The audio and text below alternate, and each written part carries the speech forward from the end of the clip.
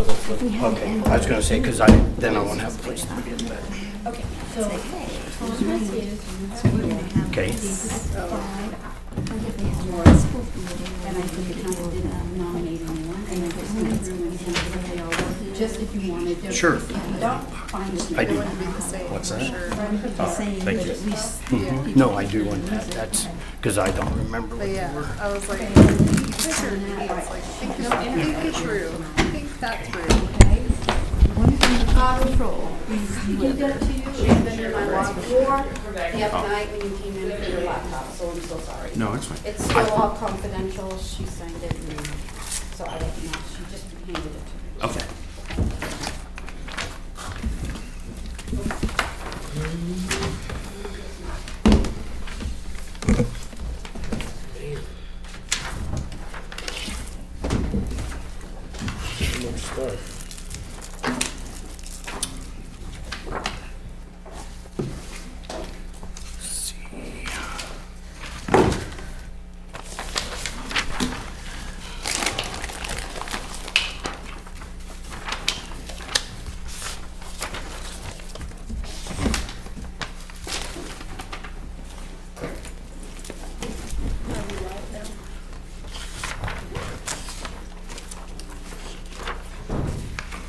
Is everybody but me ready? All right, we can go ahead and begin. It is 6 o'clock. I'll call this work session to order and turn the floor over to you, Stephanie. So, we're just going to continue with policy and kind of going through it again like we had last time. Does anyone have any questions about anything that we covered previous or anything that came out that you wanted to go through? Okay, we'll just jump right in, and when Myra gets here, she'll run the thing on the top. There's too many things for me to do at once. Grateful for helpers. All right, so we're going to start with chapter 4, section 16. So I don't know if you can see, if you have a printed copy, we always put the chapter on the bottom, and those sections are in with it. So this is our workplace violence prevention. And I can't remember how far we got through this last time, but we'll just go through it starting at the beginning. So section 16.1 is basically the same, it's just rewritten. The next one, possession of weapons or firearms, we kind of revised this. I sat down with, actually with Rick Hooper, just to make sure that we were that we were following what we needed to. It just basically says that that employees are prohibited from possessing firearms on city property. So that's basically what it says. I just went through and they said that that would be their preference, that employees did not have that. So that's what we did there, with the exception of at the shooting range or those particular things that are set up for shooting, if that makes sense, like police officers should Sure. have guns, that kind of stuff. Slingshots don't work. Yep. The next one, 16.3, just went through and we just revised this to just stating that the city has the right to inspect things that are on the property. So we have the right to inspect a gym bag if we have that. Can I move this thing down one? Yeah. If there's a reason for that, if that makes sense.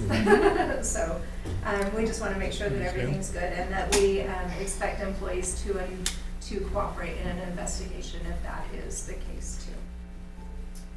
Does it have vehicles too, maybe?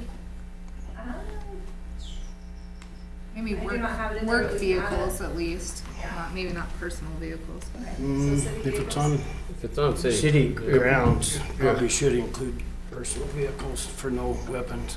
I think if it's on city property, If they're worried about it, yeah, it have automatically reasonable would cause. be included, wouldn't it? Mhm. So, We can, yeah. we can add it in there. If it's Just on private specify. property, you can't do nothing, but if it's on Right. city property, it's That's the same as your lunchbox. You know, they have Maybe the right that's to go the through it. etc., but I think it'd be better if it was. I thought there was something with personal vehicles even on company property. You couldn't search those. or touch them. I can't remember. I remember reading an article about it was a big deal because that was the argument they had.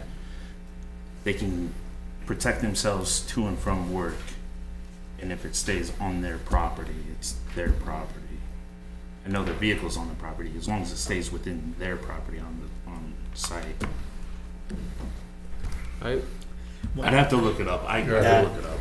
So And I'll Could double be. check the law before we first, have a just whole to make bunch of sure. discussion Yeah. about it, all of this still has to go to the attorney Right. anyway. Right. So Yeah. when it gets there, we'll get a But it might be clarification. one of those things you red flagged for extra attention.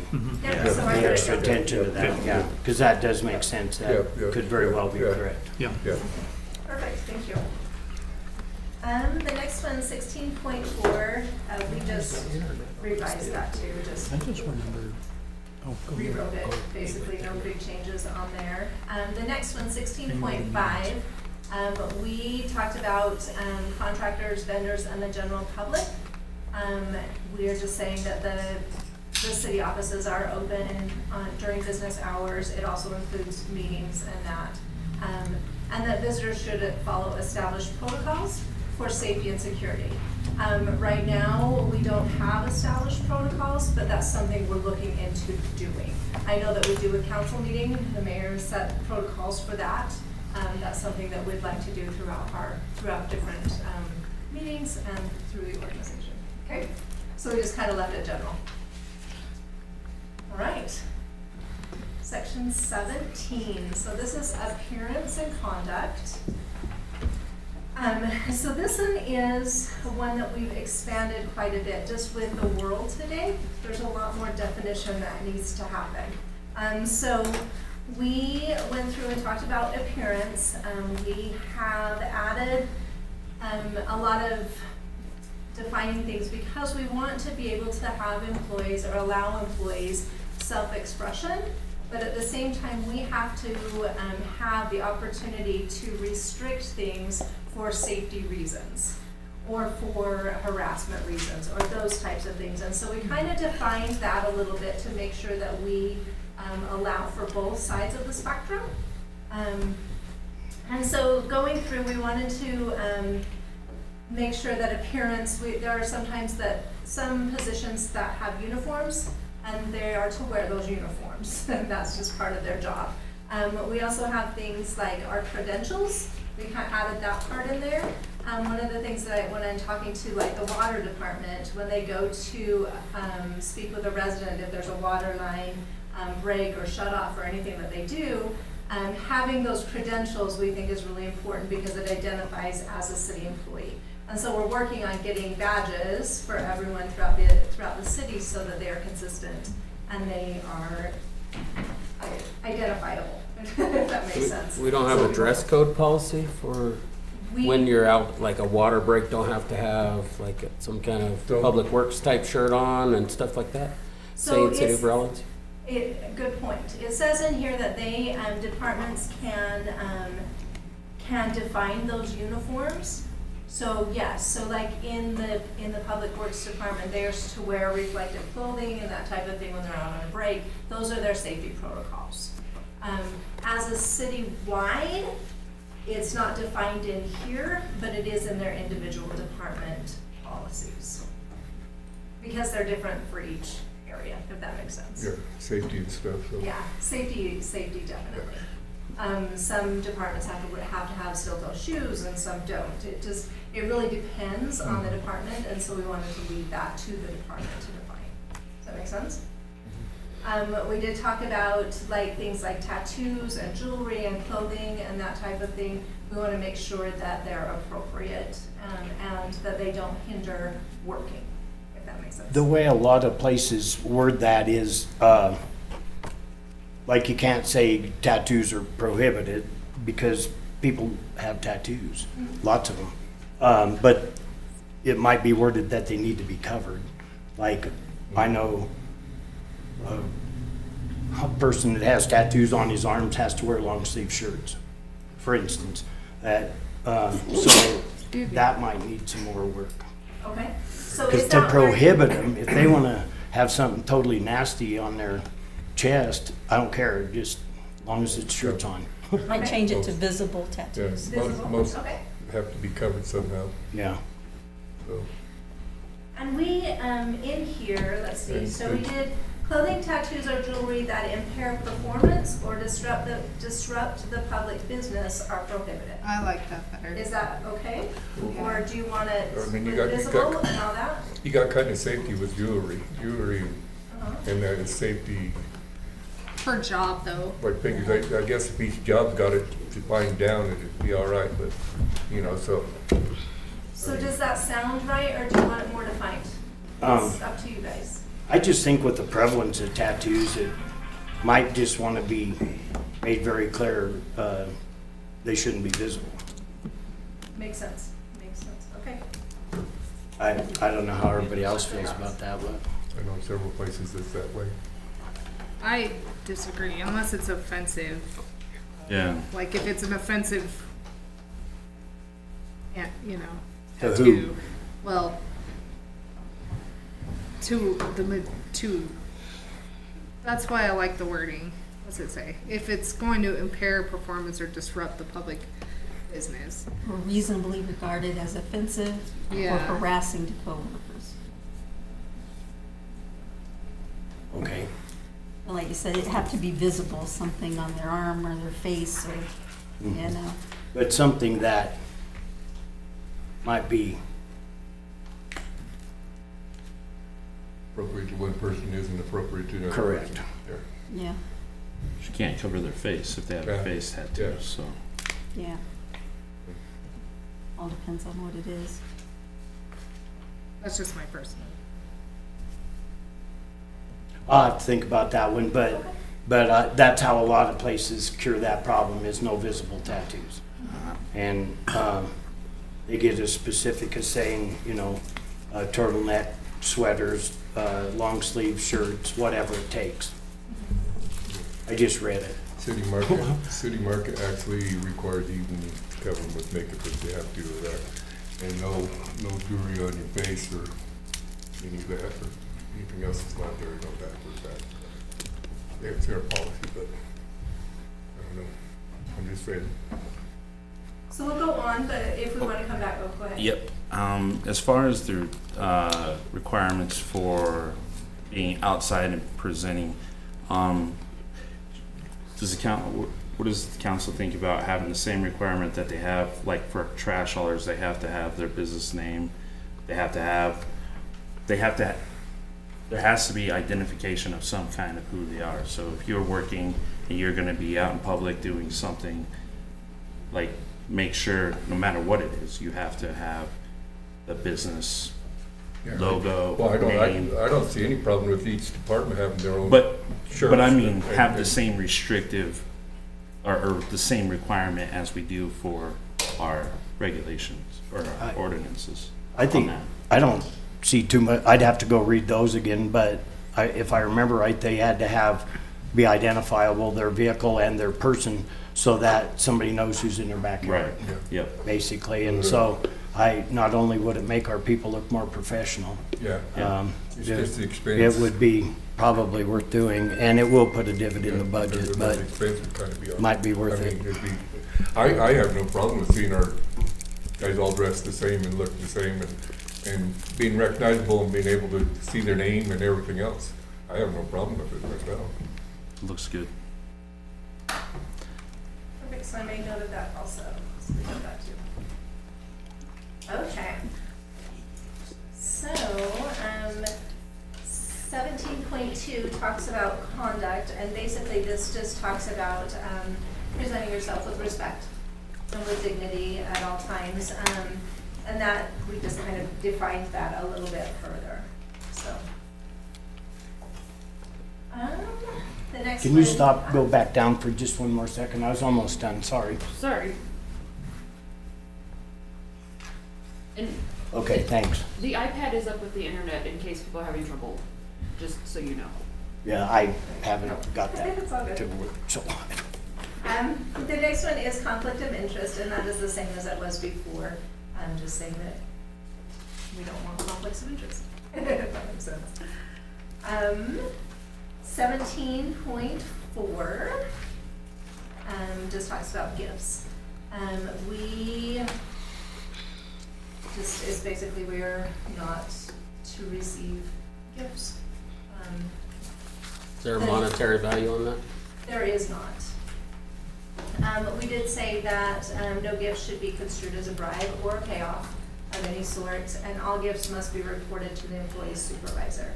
So we kind of did give a little discretion with the supervisor, because sometimes you may have a Girl Scout group that comes in and gives cookies to the police department, and that should be totally fine for those types of things. For it's a thank you as opposed to a bribe, if that makes sense. But there are other times when things can become a bribe or something, which is the real intent of this gift policy.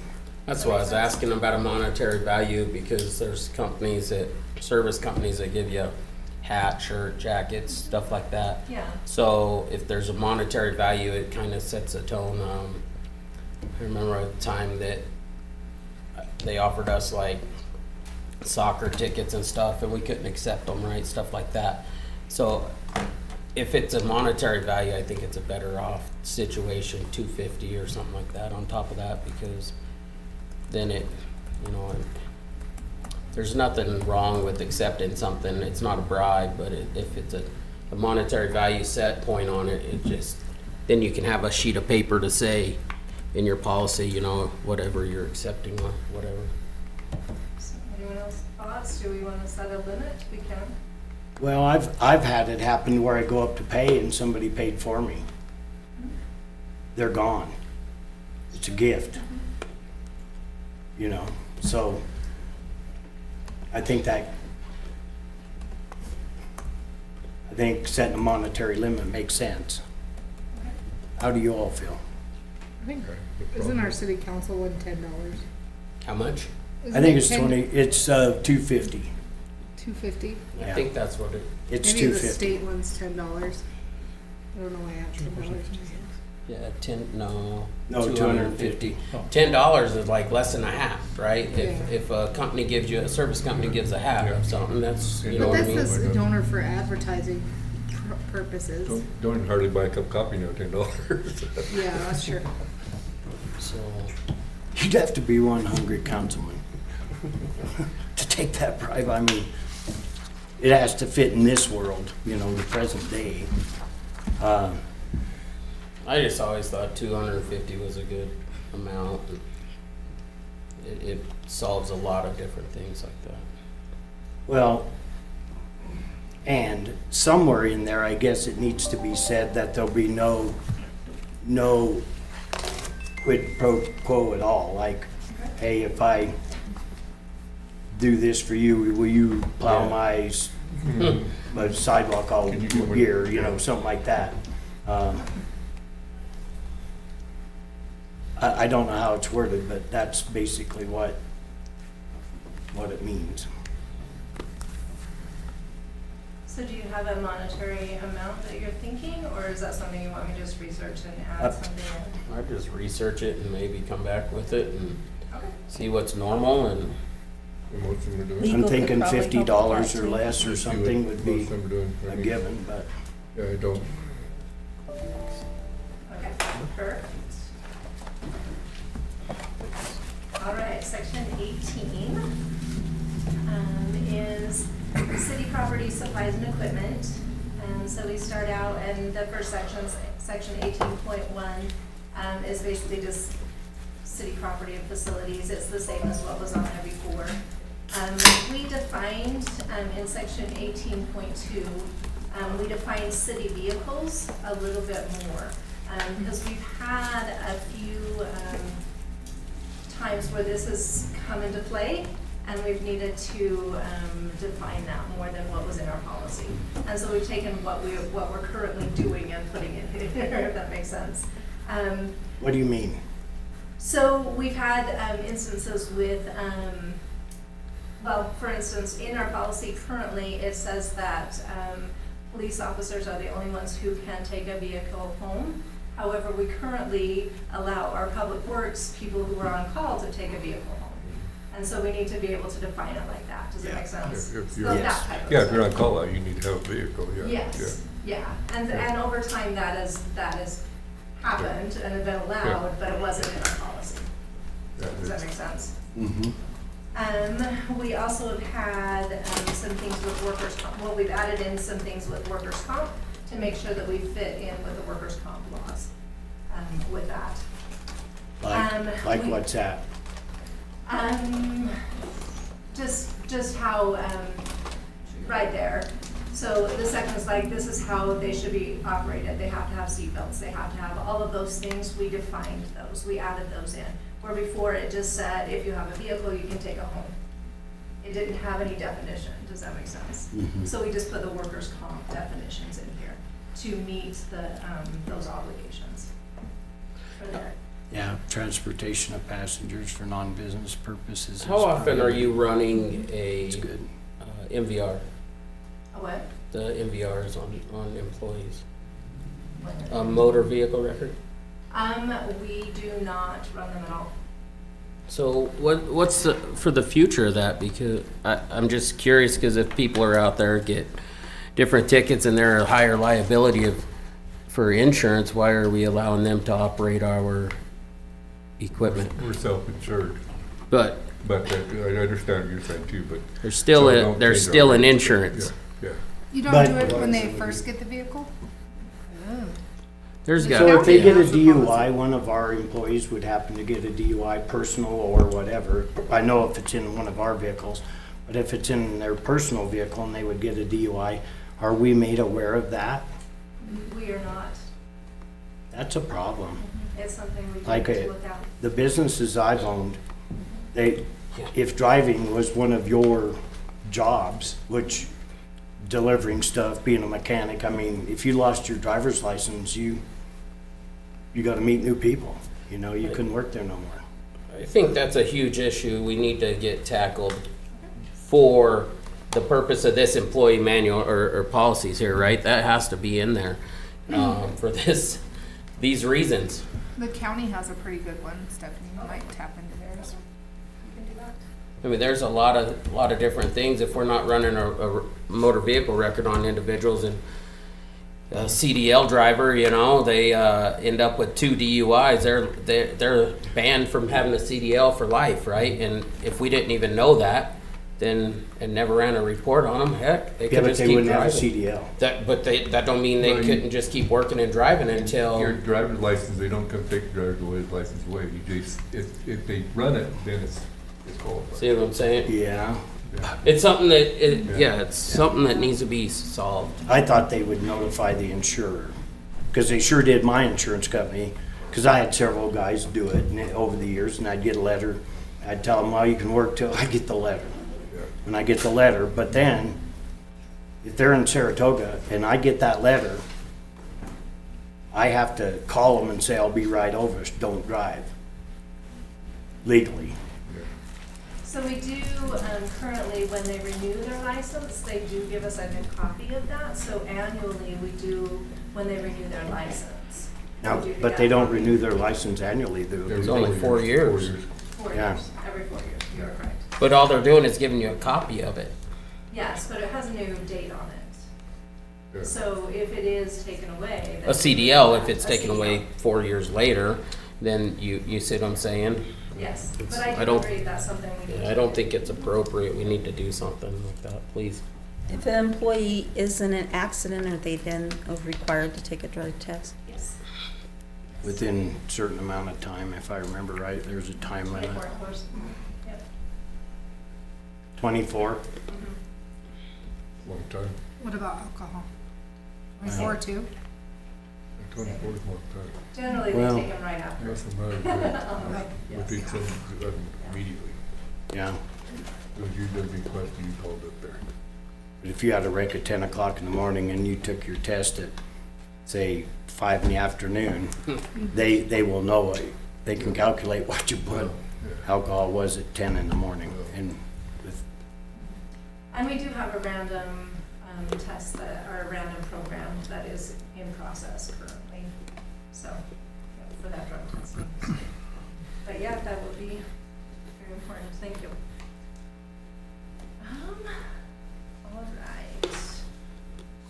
So, section 18.3, we kind of divided out supplies and equipment a little bit. Life has changed since our policy. We now have laptops that we take home and those types of things. So it kind of just gave that more of a definition too, that there are equipment that is mobile and it may be moved. Cell It's not phones, yeah. set on your desk. If that makes sense. So that's basically what they changed there.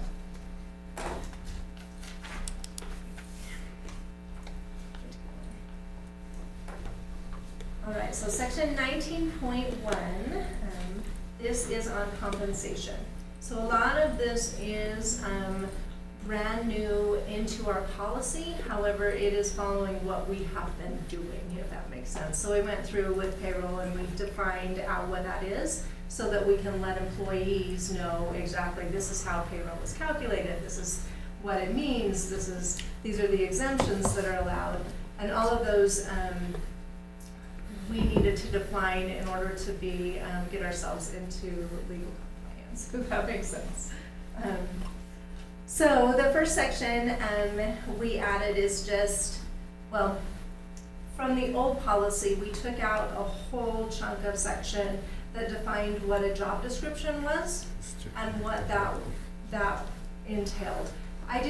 We didn't feel that that was appropriate in this manual, if that makes sense. It does refer to the fact that job descriptions are part of our thing, but it's not defined what that is here. That would be in an HR policy, if that makes sense. We did include in here, however, once again, this is I think the second time that we have in here, that the pay plan is approved by council. And so those job descriptions, job titles are all part of that pay plan, which is approved by resolution by council. Do we have a timekeeping app or anything like that, or is it done by hand and old school stamp still? Do you want to talk about that? Yeah, it's all done by paper right now, paper timesheets. We're gonna look into like immediately a timekeeping system with a time clock. That way you avoid overtime calculation errors, you avoid a lot of things that like could be present. For my company, I just clock in on my phone. Me too. And I have That's Chronos. What is it? We'll look Chronos. Yeah, we use net checks, and so there's several out there that could be utilized, several. right? Kroger hates it. We would They like tried it, to, they're hating it. They haven't do it here yet, but they've tried it. Yeah. we're looking into a general ledger system with a payroll system, and then we want to see what would interface with that. That's why we haven't moved quicker, I guess, than Okay. I was just curious because I'm thinking that's a lot of time and Well, effort and I gotta tell you, I was gonna save a lot of money, cause I thought, who knows, every time I'm there, he shows up at 8:05, but every time I'm not there, he gets there at 10 to 8. And so I thought, you know what I mean? And so I had that feeling that was happening to me, so we put in time clocks. And it was about, every payday was costing me about $50 more, where they were being over honest. I mean, it's just, I'm not saying that's everywhere, but it was like, Debbie, check that again. I And- feel the if we can move to that kind of Oh, we have to. system, Yeah. yes. Just even if you have necessary, an yeah. accident, being able to prove you were at work because you punched in versus, hey, sign me in. Yeah. We went to the fingerprint method, which, don't do that. That's what we do at City Market. If your hands are dirty, you can't clock in, clock out. If you don't do that. I just see it as you trust your employees anyways to do the right thing on that kind of system. Mine And never did work right. it just is more efficient. Like I don't know how that system's set up, but like the system I'm on, you could go in there and look at everything you're on. It'll tell you like on your benefits package, your whole compensation benefit package, what it's worth and everything. And then I'm not saying it's the greatest system, but there's a lot of value to it. Even our salary employees we have to clock in. Kroger's having a Yeah. problem with it, it's, people are clocking in on their phone, not being at work, Well, you know. It's a trusting Not just thing, honest though. people, no matter where you're at. Yeah. and we went to the fingerprint one because I thought nobody's gonna send their finger with their buddy, Yeah, you know? yeah. And then I get to reading that they can actually take their own fingerprint and practice enough, and then time clock will accept it, and then they can send their finger with their buddy, you know what I mean? And, but anyway, Yeah, it's part of you know, it. the group I had at that time when I put them in, it was comforting, you know, to know that we just tried to cure a problem we didn't have. Is there any way to word it so when we do get electric time cards that you don't have to change anything? We definitely can. We definitely can. Add Yep. some kind of wording, physically or electronic time card for each pay period? Yeah, some places you go in and you, like, go to sign in and you, like at Rawlins Auto, you would give it a code. And then that's how you signed in and out, was by punching in your personal code, whatever it was, I can't even remember what it was. And that's how you did a lot of things, but that's how they kept track of your time. You do it on their computer. And it wasn't a very expensive I system. know it don't saved think. the state huge money on the back end, because then their staff wasn't having to spend all that time processing timesheets and. And maybe getting them wrong. Yeah. Well, there's a lot of problems with computers can make less mistakes. Yeah. Yeah. So then the second paragraph on there talks about payroll being run every 2 weeks, and our legal pay day is on Friday. So we just wanted to make that very, very clear. A lot of times, our finance department's very efficient, and they get it done a lot faster than that, but the actual payday is Friday. So, and once again, advances are prohibited. The section 19.2, just basically, we talked about that, your timesheets and that type of thing. So, just talks about the differences between non-exempt and exempt paid people, individuals or positions, I guess, and how they are to submit timesheets. And we can add the electronic in there, absolutely. The next section, 19.3,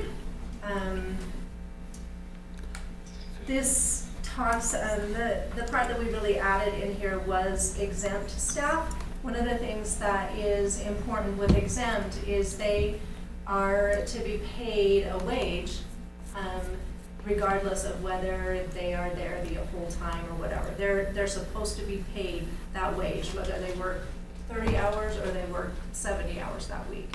They get that contracted wage. Well, this defines, like if they come in and start work on a Wednesday and our payroll started on Sunday, it defines that we can prorate that pay for that portion. It's something that wasn't defined, but it's something that we were doing and it's logical to do, if that makes sense. So, and then it just kind of gives examples of what that means in there. The next section, 19.4, this talks about for non-exempt employees, what deductions are authorized. And these are just standard authorized generally across the board. There's nothing that's really different, if that makes sense. It's pretty standard. That's just for non-exempt? This is just for non-exempt, and then section 19.5 is for exempt deductions. So if that makes sense too.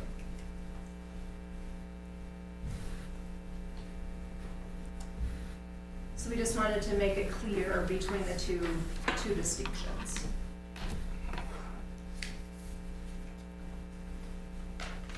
any questions that I do for a second? How long are your unpaid disciplinary suspensions generally? Do they vary hugely, or? It depends. Yeah, they can vary because and generally they're paid. Until Unpaid's different. until it's Yeah. So like if someone is under an investigation, a lot of times like, we'll take police. So maybe someone is in a criminal investigation and they have to be sent home, they will be paid or whatever for that investigation. And that can go on because of courts for a long period of time, where an investigation in like an admin position should be fairly short, if that makes sense, like, because it's not a court proceeding usually. So, does that make sense? Yeah. Was the absences for military and everything else up on the other one too, for non-exempt? Or for, yeah, The difference would be that in non-exempt, they get paid hourly. So it has to be defined in exempt, because otherwise we would be paying that weekly wage regardless whether they were here or not. Whether they were working actual hours, we would be paying that. Where in military, in USERRA, the military does pay them, and so we can offset that, if that makes sense. it's just like jury duty in other Yeah. places, yeah. Some companies make you repay jury duty, some, and give you your full wage, some take it right out of your wage. So what do we do for that? So we actually will deduct it from their, well, let's see, we'll get to that in just a Okay. little bit. When I get there and I remember. Okay, so we're going on to 19.6. So this is for new employees, so this is talking about, and this is the same as what it was, we just reworded it and made it very clear. So this just basically says that if we have trouble recruiting for a position, and we've gone out and tried to recruit for that position, the city manager has the discretion of increasing that pay for, or negotiating, so to speak, that pay up to 8% above. In the current policy, it says 2 pay ranges, which is 8%. So it's the same as what it was before. We didn't make any changes. If it goes beyond that, it needs to be brought to council for an approval.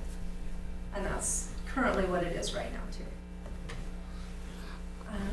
So that's what 19.6 is. 19.7, we just went through and just clarified what overtime compensatory time is, and kind of defined that a little bit.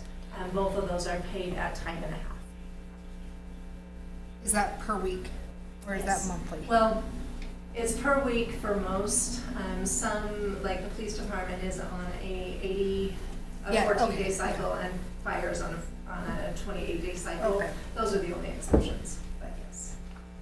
So we pay for a call out a minimum of an hour, and it's automatic overtime. It is not at a 40-hour rate and then your overtime. It's already overtime, and that's what our policy says currently. It's overtime even if they've only worked 30 hours. Yes. Okay. I'm just wanting to make sure I'm aware of how that's working, because It says jury duty. Section or certain. It's there, yeah. Okay, so the next one is standby pay, and let's see. This one is just, it just clarified, nothing has changed. Right now with standby pay, they get paid for an hour, even if they don't get called in. On weekdays, they get paid 2 hours time, even if they don't get called in, on weekdays. 3 hours on holidays. Does that make sense? And Like that's who would what this be? So this is for like our water treatment plant. They have to be on call, somebody has to be on call 24 hours. But they're not necessarily working, they work the day shift. Street department, water Street department? Water department, Okay. yep, yep. All right. Okay, so the next one is call-out pay. So this is a little bit different from standby. This is if you get called out, like if there's a water break, they have to call out the whole crew. It just talks about being paid for their call-out time. either regular or overtime, depending on how many hours they've worked that week. If that makes sense. The next section, One sec, I'm trying to comprehend this a little bit, and maybe it's a lot. I'm misreading something here, I think, but above you said there's a call-out pay of minimum of an hour at time and a half, but if everybody, Standby pay. That's just them. no, standby. the call-out was an hour, is an hour minimum at an hour and a half overtime rate. But then down here, you're saying if you call out, if a whole crew calls out, they're only gonna get paid overtime pay if they're over their 40 hours. Okay, Is that not what so you are right, Let So- me verify that. I don't believe that would be a fair situation to any employee for one person getting called out for a meter per se, right? To repair a meter, they get an hour automatic if it takes 3 or 30 minutes, right? At an hour, at overtime pay, but you got a water break over here, these guys are gonna come in, and if they only worked a 30-hour work week at that time, they're only gonna get a base rate. The difference is the one guy's on call, he's tied to the But these phone. guys are all called And out. if It's they- the same but If they don't situation. answer their phone, they don't have to be called out. But if they do, call. it's the same situation as being called out, no matter if you're on call and called out or not on call and called out for everything, so Okay, that's how I will feel. clarify that. So what I would say, we need to change this here. Either on the change it all to, 19.7. either change it all to, What time? anything over 40 hours is overtime Okay, pay just, or what were you whatever. saying? Yeah, so, we will make it clear so that on the overtime or compensatory time, it will be a minimum of hour. So here's what I would think, what I was told, that if you get called out, you get paid an hour worth of time, even if you got called out for 15 minutes. Mhm. So you get an hour's worth of pay. Now, that pay can be regular pay if you've only worked 20 hours that week. It can be regular pay, but if you've already worked 40 hours, it will be time and a half. Does that make sense? That makes Mm-hmm. perfect sense to me, I mean, and it puts everybody on the same But there's a but. playing field. That's not what this says. Yes, Yeah, I will that's- clarify that. Okay, to be yeah, that. Okay. Sorry, I was just confused that one person can get something and the whole crew can't That get was a it. good catch, thank you.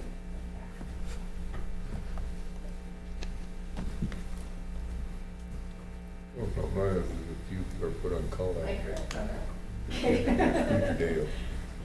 Yeah. You can't It do does. anything, or you're not. Yeah, you should be paid something just for But being that's on where, call. but that is where that other pay comes in, and it was explained right Yeah. here, a standby pay. That's Right. what you're getting for being on call.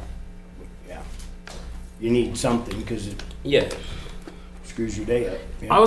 The other thing when you're on call, is there something in the policy that states that you have to be certain amount of time from your work? I know a lot of places do that, like a 30-minute, or something. So we do not have that, I don't think Public Works has that. I know police does and fire does, because of their response times. We have not done that. What is their for- times? Do you know Off off the top of your head? I don't off the top Do of you, my head. chief? They have to. I don't know if it specifically gives a time, but the police officers have to live within the city currently. My thought is that I understand people have things to do, right? But if you can put a time on something, like a 30-minute from call out or something like that, at least people could be at the river and have service, or, you know what I mean? As long as they're within service and could get back to their home, I mean, it still allows some sort of freedom while you're on call. I feel that way strongly. I'm sorry if it offends I anybody, don't know but if that would work with police though. no, I'm not saying police, right? Police are they're structured a lot differently because they're under the civil service commissions. So there's other things involved there, but as far as regular employees, we could do something like that and Well, help them out too. just so when they're called, they have the ability to know that and come, because Yeah. if you have a major water main break and it No, yeah. could be just as big of an emergency as a house fire. And I get So- that, I could see that, I mean, I just don't, I mean, if there's no definition, or whatever. You might wanna look at that. When I worked at the hospital, it was 20 minutes. You had to be there in 20 minutes from the time you were called. It's outside people's top grounds. So you could be 80 miles away from home if you don't mind driving really, really fast. And you're dressed and you have all Yeah. this Yeah, stuff. and you're just going right But there. I know way back when I was a lab tech and I was on call, I mean, the phone rang and I was out the door. I mean, that Me was too, yeah. because Yeah. somebody could die, you know?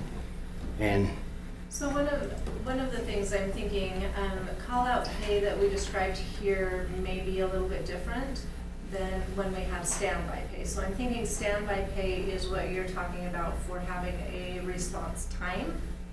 But call-out pay can be, we need help, come help us. Yeah, And Whoever's it's anyone available, who's yeah. available Yeah. and in town. Yeah. Does that make sense? Yeah. Rather than restricting everybody Yeah. on the crew to that Right. yeah, that's, time frame. Does that make sense? yeah, that's So kind that of the time same. frame would be on the standby. Yeah, the standby Because would be those tied people up. could because- say, no, I can't. Yeah. I've been at the bar. for Yeah. 2 Yeah, hours." Yeah. exactly. So, yeah, yeah. So, okay, so I can look at that for,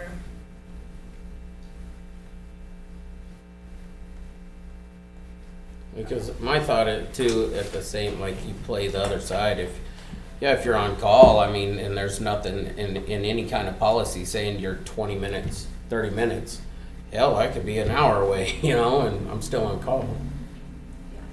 There's nothing against the policy. might be able to meet new people. okay. So the next one is additional duty pay, and this is, similar to what we have currently. We did put in some, restrictions on this. More so that, we will go through and, look at those who are given additional duties. So this is where, like, someone is assigned an additional job. So say we have, we're putting in a new IT system. And so we need some extra people on staff who can fill that role. And so it's an additional pay added because we're adding on to their responsibilities in addition to what their regular duties may be. And so this is something that we just wanted to put in, or that was in there. I did put in here that we would review that every 6 months. So it would go for 6 months, we would review it and make sure that that's still valid and we're still doing that project. It just doesn't go on forever, if that makes sense. And we would just review it at least annually to make sure that we're still doing that project and that additional duty is still an additional duty, if that makes sense. Okay, questions on that? Okay. So the next one is tool allowance for mechanics. This is the same as what was there before. We give $100 for mechanics. Each month, that is because we require them to bring their own tools. We don't provide those for them. And so that's something that we require. They're using them on our equipment, so we're helping to. How long has that been 100? Do you know? It's been a long time. Because So, it used to be yeah. It might be where you more. worked at a place that got that allowance was kind of a gravy train, and now it'll buy 2 wrenches. Yeah, Yeah. it's probably not high enough. If we want to look at that, that's something that we can. I may want to consider doubling that at least. I don't know. Everything's inflated too in the last 3 years. I bought Horribly. these little 1/4-inch drive 3/8 sockets that I had lost 2 of them. They were $18 and $21. Now those are a brand name. I won't buy anymore, but think about that. Almost $40 For for 2 little sockets. 2 little Yeah, sockets. 2 sockets, And not even a set.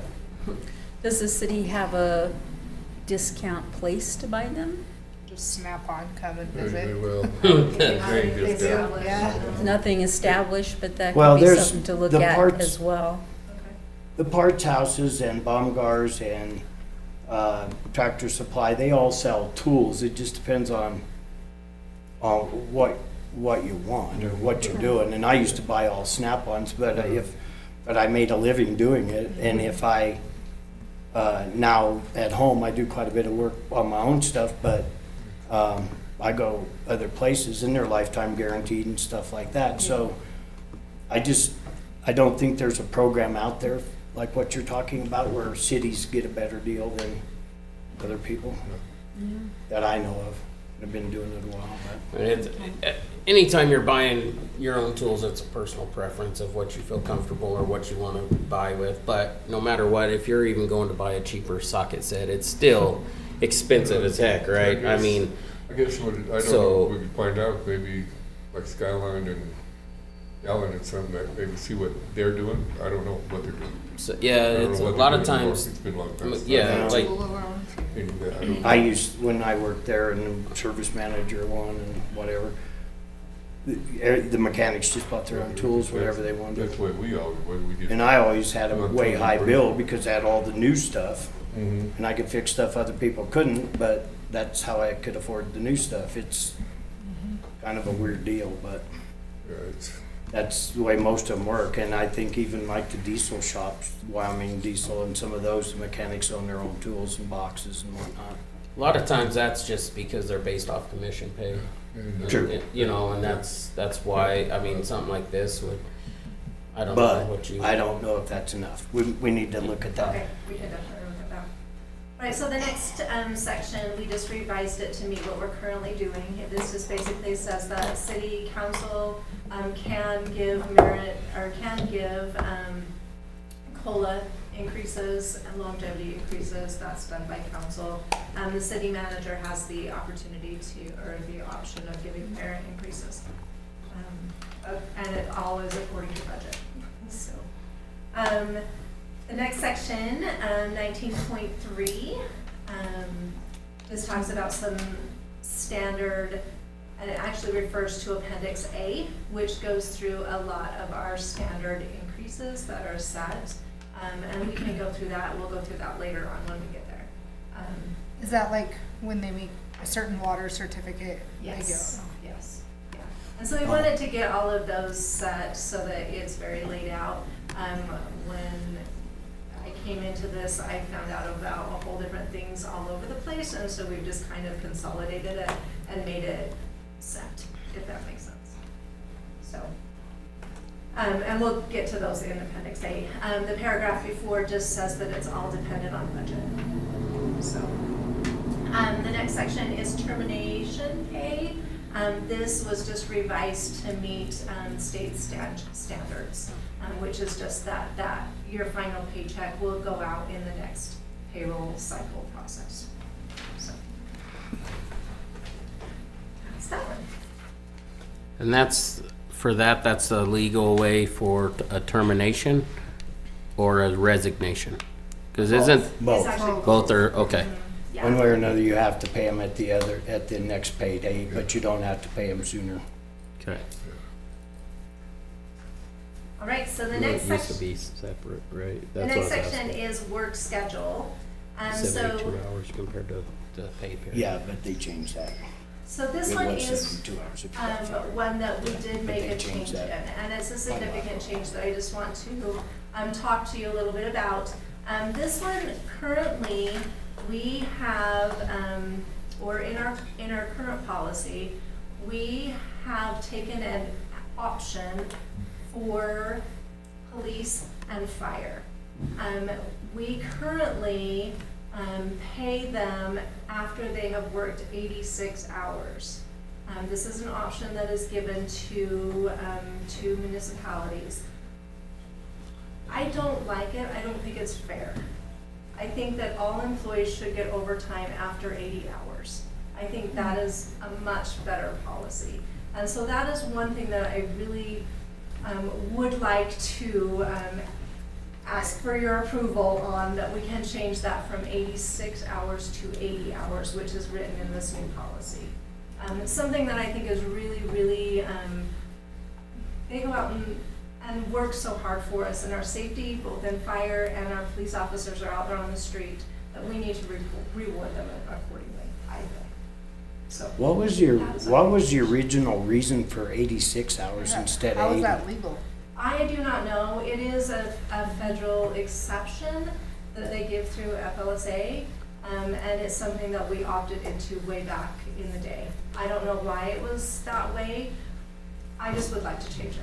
There's a lot of things that, in different police, fire, even like my industry, oil field industry, there's exemptions for companies too, for overtime pay and all that stuff too. So everything has a little quirk that they could get around in and stuff. But what's the current policy as far as like what they've put in place as far as like civil service? Because they cover that kind of stuff too, correct? They actually don't cover the pay portion of it.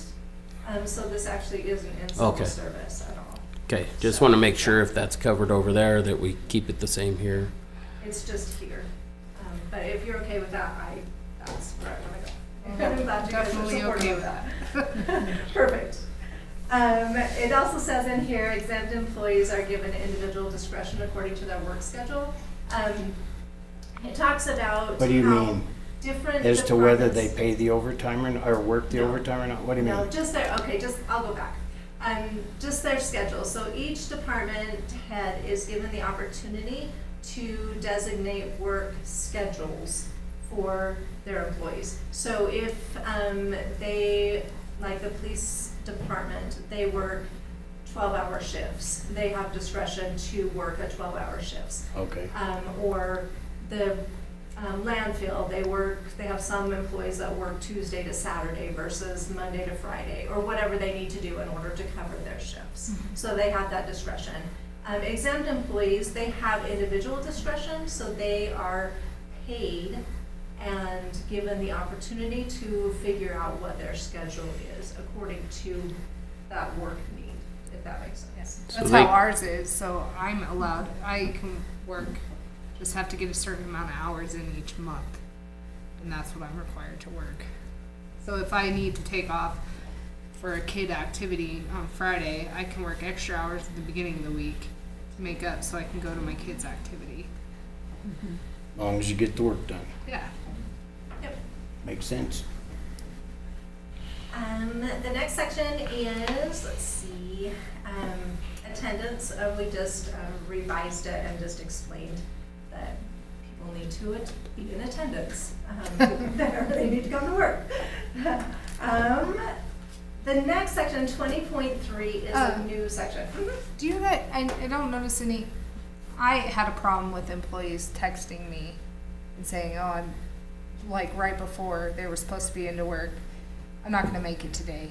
Do you have a requirement to call in? Do you have, or is it just, how do they have to know? Is it different per supervisor and their preference, or? Let's see, let me go through just to make sure. Yeah. So, employees are required to work according to their assigned work schedule. Employees unable to work as scheduled shall notify their direct supervisor or department head as far in advance as possible to allow for coverage. So sometimes they're sick and they find out they're sick just before, Yeah. but most of the time they. But it was like they a know. reoccurring Yeah. thing, yeah. Yeah. You don't So want I to call made them at 2 in the them morning. start to call me instead, so there was some accountability, but that's what I had to do. I'd have them call me at 10, say I'm going to be late. We open at 8. I already know that. Make it work, yeah, figured that out. So, and then there is that sentence right there at the end, failing to notify the department head or supervisor in a timely manner, or not reporting can be considered an unexcused absence, which can have disciplinary action associated with it. Does anybody require that they find their own coverage? Because a lot of places do that. We do No. not have any place that does that. That would be up to the department head, I would assume, so. I could see I that on really an did not on-call. like that It's hard, Because- as an employee, for sure. because if you ask somebody to do it, now you owe them for the rest of your life, and then they'll pick 4th of July, and you know what I mean? And then you don't know if they already are close to overtime, you know. Right, the or overtime whatever, thing, and then the yeah. boss is mad, yeah. That that never worked for me, but. All right, so the next section, 20.3, is remote work, telework. This is something that is new just because of technology is now there. We defined remote work as working exclusively from home. Telework is kind of a hybrid. So they work home sometimes and that. We defined this, it was something we talked about for quite a bit in our meetings. We defined this that it is something that could be an option, but it's going to be exclusively case by case, because you can find there are positions that are not remote or telework available. There are supervisors who have a hard time supervising remote or telework workers. There are employees that would struggle with that too. Or there may be some of those that are very successful at it. We need to be able to have the discretion to do that on a case-by-case basis. So that's what that basically says. It also needs to be approved by the city manager as an option. So there's that limitation in there too. Okay, so the next section is breaks, and that's just the same. Call out and standby is just referring back to section 19 that we just went over. On the leave, can you go up just one Yeah. second? Just this right there, or up more. Is that use of leave, is that just for the remote work, telework stuff then? Yeah. Okay. So we're just saying that you can't use telework or remote work in place of sick leave. If you're sick, please be sick and get better. So take your time. Or workers' comp or FMLA, those types of things. Okay. We don't want to replace those things with just remote work. Okay, and then the last section, 20.6, is emergency closures. We just we added more into this one because we've had that recently where we've had to close because of snow, those types of things. So we opened it up so there are options if the city manager deems that we should. However, the first sentence is there that the city of Rawlins will make every attempt to be open as they can. What is, can you go, Yeah, I was reading up above that even.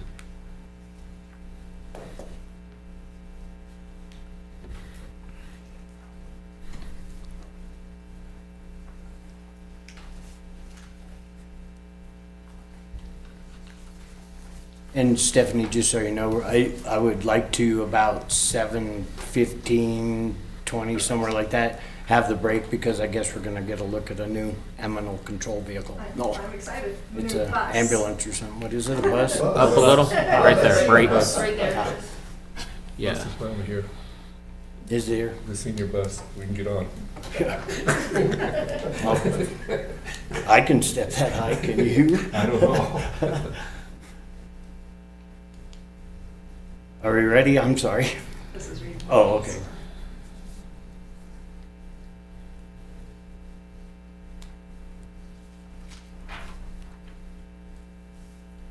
Okay, so I was just curious about the break situation, right? Because I remember when I was, I don't even know, a long time ago now, when I did a seasonal position, that we would just work through our breaks and work through our lunch and get off early, you know, that day. So I didn't know if it was in there where that was a allowable thing from the supervisor, so. It says not. that, Employees are not compensated for any unused breaks. yeah. It's technically not something that should be Right. allowed Yeah. ever. By law, Yeah. Shouldn't. by law, you have to. I'm just have saying lunch that, after you know what I 6 mean? o'clock. It's one of those things that, Yeah, I think it's 6 hours you're We required. did to have lunch. employees one time try to say they weren't getting their 15-minute breaks and then wanted comp time for that. I got where I That'd be made them fun. take it. I don't care. I'll shut the electricity off. You know, Go take a But you're not gonna 15-minute be- break. just take a break. Yeah. And it at first it was kind of adversarial, but then it turned into it was productive because they could go tease each other, unwind a little bit, and then go back and hit it hard. But Breaks are important. I think it's good to have that rejuvenation. take a breath. Yeah. Absolutely, absolutely. The state actually allows us to combine our two and then add it to our lunch hour so we can work out, if we're working out. So we can have an hour and a half to work out. It's a good way for wellness leave. You mean if you're out of town, when you say No, workout? like I can go for a long run. Exercise. Oh, I see. Yeah. Exercise. Oh. Work out. Not work outside. Workout. That might not be a bad idea or a bad option, you know, to promote. They have to apply for it and you have to Yeah. be permitted because it have wouldn't to work turn for in. everybody, but, Turn in reports and stuff like that too, so, yeah. well, it's in our Chronos. Oh. We just, If you see me. Lunch break or whatever. With it Yeah. done. All right, so the next time, or the next section, or chapter 7, the leave benefits, sections 21.1. This one we talked last time, or the time before, I don't remember, about holiday leave. And so I did revise this policy, so there is a revision of that, or there is the regular policy. So at some point, we'll have to have you decide which one you would rather go with. You can look at both of them. So I'm gonna pull up the regular one, that's the one you did, right? Oh, it's the one in the main section. So Yes, okay. So this is the regular one, and I'll just point out the things that we changed in the new one, in the revised one. Okay, so section 21.1, we just defined in here access to leave benefits. So leave benefits are given to employees who work 30 hours or more. And it basically says that if you work less than 30 hours, you have to get approval in writing from the city manager. So the city manager can give employees who work less that option, but that's up to the city manager to approve. Those who work between less than 40 hours and above 30 hours, these leave benefits are prorated for the amount that they work, if that makes sense. As far, like vacations prorated on a 40-hour work week, is that what you're? Yes. It's not accrued extra for overtime work, correct? No. Okay. Okay, so the first section is sick leave. So this is one that we added in mental health as options for sick leave, for use of sick leave. So that one's added in. We also added in the second paragraph that sick leave can be used for your sick child, a foster child.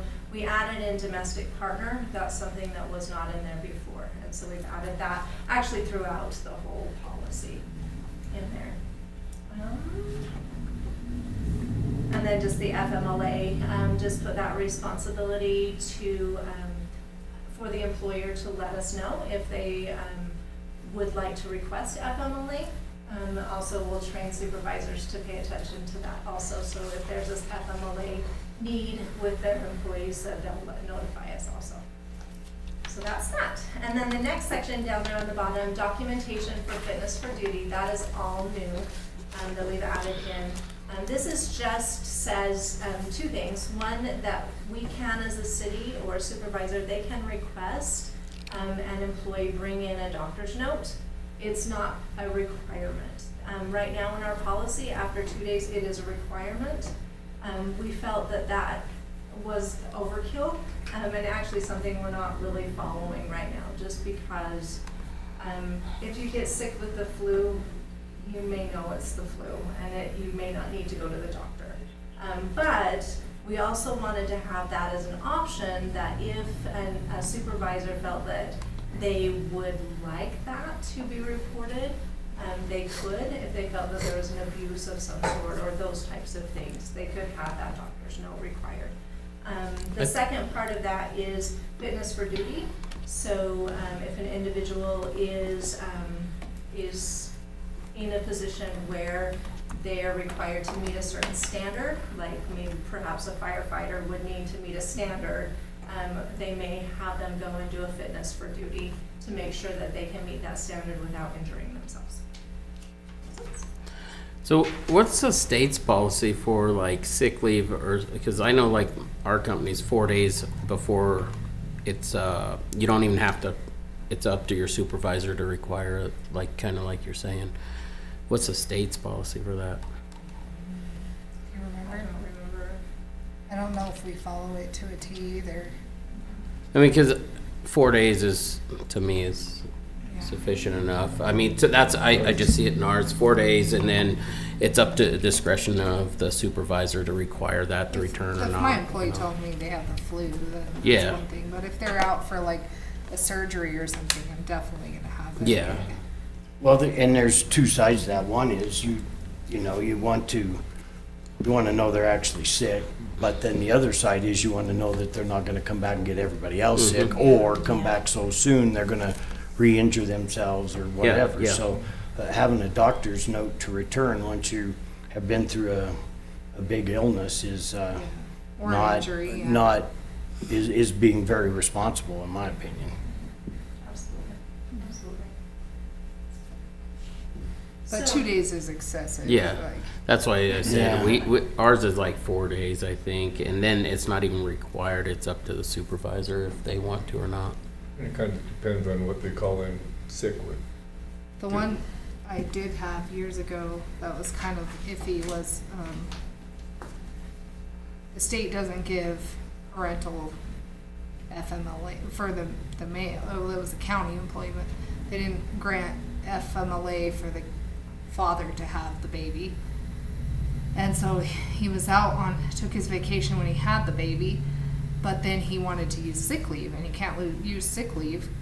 So he changed his story and said that the mom needed care because of a bad episiotomy. And so then he was able to use sick leave. So but sometimes you just Yeah, Yeah. 100%. go with what Just there's, go. just gotta have to go with it. Oh. Well, and I still think it ought to be up to the manager, because they know their employees. They know who's pulling their leg and who's not, and because going to the doctor is an expense and time, and if they don't need to, they don't need to, you know? Absolutely, absolutely. So the next section of the accruals are the same as what was in there before. The accrual limits that we have is 1440 hours. That is following because of what's set for fire and police. It just is put across the board. I know it seems really high. Then let's see. One of the things that I would like to ask you, and maybe think about it for maybe next time. Currently in our policy, we have a process of conversion. So individuals can build up sick leave, and then on their anniversary date, they can elect to have that sick leave turned into vacation at 1/3. So that is an option. I neglected to put it in this policy. Is that something that you're still interested in? You can think on that and let me know. Or you can let me know now if you want. I know we're short on time. It's about time to go to the bus. Is it a short bus? The next thing is the donation of sick time. We just kind of defined that a little bit better. This is a policy that we have that individuals can donate sick time to other employees if they choose to. This is a total an election that they make. They can choose to, and so we just went through that process and laid out what that process is and what the requirements are for Can that. they donate in the unlimited amount then? There's actually limits on Oh, it, okay. and we went with the current limits that were on What's there, the too. what's the limit that they can accrue? Over how long? Yeah, so up in the top, it says the accrual limits are 1440 hours or 180 days, which is huge, I know. But That's that is crazy. what is dictated for police and fire personnel. And so That we is- have the consistent, we can change that too if you want to do it differently for other employees versus, it's up to you. I don't know, because if you're out on surgery, that's 4 months. I mean, But you have, Not do we offer a short-term, long-term? No, that's 6 at months. all? Isn't that 180 days? Yeah. Yeah, that's 6 No. months. Oh, yeah, you're right, sorry, 6 months. Do we have anything of like short-term, long-term disability at all We do offered? not. Okay. That just seems like a lot. It does seem like a It's lot. a huge I amount. was wondering that, I'm talking I'm about curious what the county has. how you could carry that many hours in 1 week is a lot, 8 hours a week, or a month. 10 hours a month. 10 hours for them. 8 That's hours for normal. 120, so that would be 10 years. We shouldn't let them accrue that much. I think, see, we've cleaned that up as a city several times before I came along, and I think we cleaned it up once here, Once when since we've been here. But that was vacation. Cleaned up Vacation. vacation and sick, though, I thought. I thought Just we vacation, wiped I it think. clean Just vacation. and started over with a new policy that would never let them climb that high again, is what my impression I think was. it was just vacation on that. I have like 300 hours. The state of sick leave. Yeah, so Going that's something sick we a can lot. definitely look at. I was gonna say, And most see of them what we have wanna been do. around it. That's nothing to brag about. Lots of mental health days. I just, That's funny. yeah, that's a Well, I mean, lot. how many days you work without taking sick leave? Well, I'm, That, it's still, And you said I just they're, don't- currently they're allowed to convert that over to 1/3 for pay? Yeah, 1/3 of their sick leave, so then take their sick leave and to 1/3 of their vacation. So like if you have 3 hours of sick leave, you'd get 1 hour of vacation. One time a year, they can elect that. Vacation. So you have That is 60 crazy. And that's something, like I said, we can take out if that's what you what's choose the, to. what's Yeah, I what's mean, the I'm county not- doing? Like, do It's they have what- I'm those not hours? trying I to- don't know about the yeah. county, but So- I know 60 the state's hours pretty if you much do that, that's unlimited a- sick. And I'm not trying to be negative or anything like that, but sick leave is for sick leave, and I'm a firm believer that if you're doing an accrual of sick and, because you can do both, sick and vacation pay all in one, then I could see just accruing so much or allowing so much accrual then. But if you got two different policies of sick and of vacation pay, my personal feeling is you should never be able to accrue or to convert that over to a vacation pay. That's just my personal feelings on it. Well, I think there ought to be a limit, a maximum. I think it should get so much, use it or lose it. Cap That's what on it. every place I've ever For worked sick, has. though? For sick, yes. I- So then you're gonna have a lot of people taking sick. But it at was the a end of pretty the high year. cap on the sick too. We- It might have been 180 days or something, but I think they only get a there's week of always been sick a a cap year. on that and vacation both. And it was so that they didn't get in the position we were in 2 years ago, 5 years ago, 8 years ago, whatever. The You know, state, every when you few leave, years. pays you out for half of your sick leave. a guy. They do. Half, yeah. It So looks like like I have like that's what we 300 do and some too. hours, or 300 some days or You know, whatever. when Yeah. we got done, we had to They'll pay me write a check for half of that. every year. And we currently, our policy is that we will pay out at 1/3, up to 20 years. After 20 years of working here, it goes up to a half. So that's our current policy. So, As far, okay, so 20 years of service, at 20 years of service, it goes to half the time. So if I accrued through this whole time and I was sitting at 1,440 hours, right? And I get 20 years of service in, at that point in time, my 1,440 hours is now at half that pay when I just accrued it for a full 1/3. That's, so we have met our time in the past. This is a big Let's discussion. start there. Yeah. So think about these things, because this is a big section. The- So think about these and we'll, The county, unless they changed it real recently, it was 480 sick and vacation 240. okay. So That's Hours? 4240? hours. Hours. Hours. Year. Maybe that's why I'm getting Total. confused. It's So like it would get to 180 that and days. fall off. and this is a, And I've been through that, they'll use it or lose it, they get angry, but Stephanie, real You quick can build on a- that. a If deficit, you if can the bankrupt policy the was city. changed to that, if everybody worked here Right. 20 years and then quit, and My then boss- they had their legalities maximum come into amount. play for people that My have boss already used accrued a hers for bunch of down that kind payment of on her stuff. house. I was gonna say, What are we're we talking liable 7 for digits, possibly? 'Cause right I'd there. have to look into that Easy. too. We need to look into I those mean, I kind wanna of pay 'em laws what too, it's worth. because, I don't want to help them, but I I can want definitely look into to that break too. a secret. Well, I wanna do it. yeah, I just, Let's see. Let's go look at a bus. The end of the work session. Oh, Probably. this work session is adjourned. I mean, I don't usually take it, so. and a lot of people don't want to take those things because they spend that? money on the Yeah. so they have for their mental, Yeah. physical health is another question because they'll come to work. Well, I work, so if I work sick, healthcare. We have that at, I know she said Do I need to bring an that. extra one? Yeah, you should. You need help, Bruce? Type of- Huh? You're not gonna- no. I have this list of stuff I gotta get done. No, so I'm going to Yeah, I'm good about taking vacation at leave, home when I'm but, sick. yeah. I just have a faster route to the bathroom. Yeah. I would always convert it through. I don't even think I would take maybe 3 days of sick.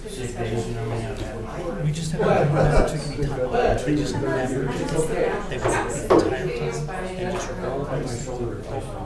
And once they got to a certain point, they could come this is magic. It's like, I'm just keep crazy. And then when you get done, you're like, you realize you're going to pay this person for 2 years. By the time they're not going to be here, and you're going to pay somebody to do their job.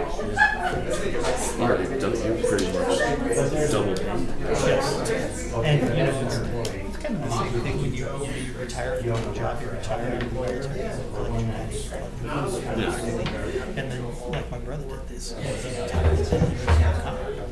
And so he's retired twice as a cop in the military. And he's got pension forever. Yeah. You know, and so you're like, okay, this is civil service. And he's getting 10 hours. He's not getting money to make 10 hours. Like, crap, he gets some. So it was yes, but once you get to that stage, don't you think you should be taking stuff? You know, 6 months. Why? I'm gonna use my 6 months of leave. Take my 6 months of leave. Yeah, and you know they work that time and they're guaranteed that money. And you're like, This is important yes, we stuff. pay We need them, to. and we did, and then we changed policy. And we can't afford to be out of this point. But it's still high. Still crazy. It's a half a year, and you can. I thought for sure it was just a mistake. When I say it's probably 60 it's just a Yeah, I was thinking it was 60 hours. When I first did it, I was like 60. It's not 60 days, it's 60 hours. So what is wrong with this? And then I read it again, and I was like, it's actually 60. It's 60 days. 68-hour days. That's rough. What are we supposed to go look at? Are we supposed to be outside? How are we supposed to be outside?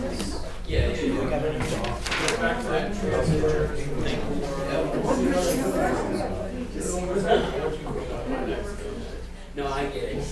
I just I was like, who's saying my name? I thought it was you. So, she hears so many voices, she It's don't not- know what. Which makes sense, because it's all the other You mean it's running? Well, let's try, because I actually turned off the freaking 2 years to go through it. I mean, I was not playing with, I was playing with my phone, because obviously we were using this. Derek. Oh, yeah. No, we'd have to look at a different. No, 100%. I meant to get back to you on tasers. So the company, fingers crossed, we received the new ones and replaced the old ones. We're troubleshooting Wi-Fi. Let me get the name of it. But we're getting something. Oh my gosh, I was just logged into it. What is your problem? 100%. Probably because the internet's wrong. Okay. This is.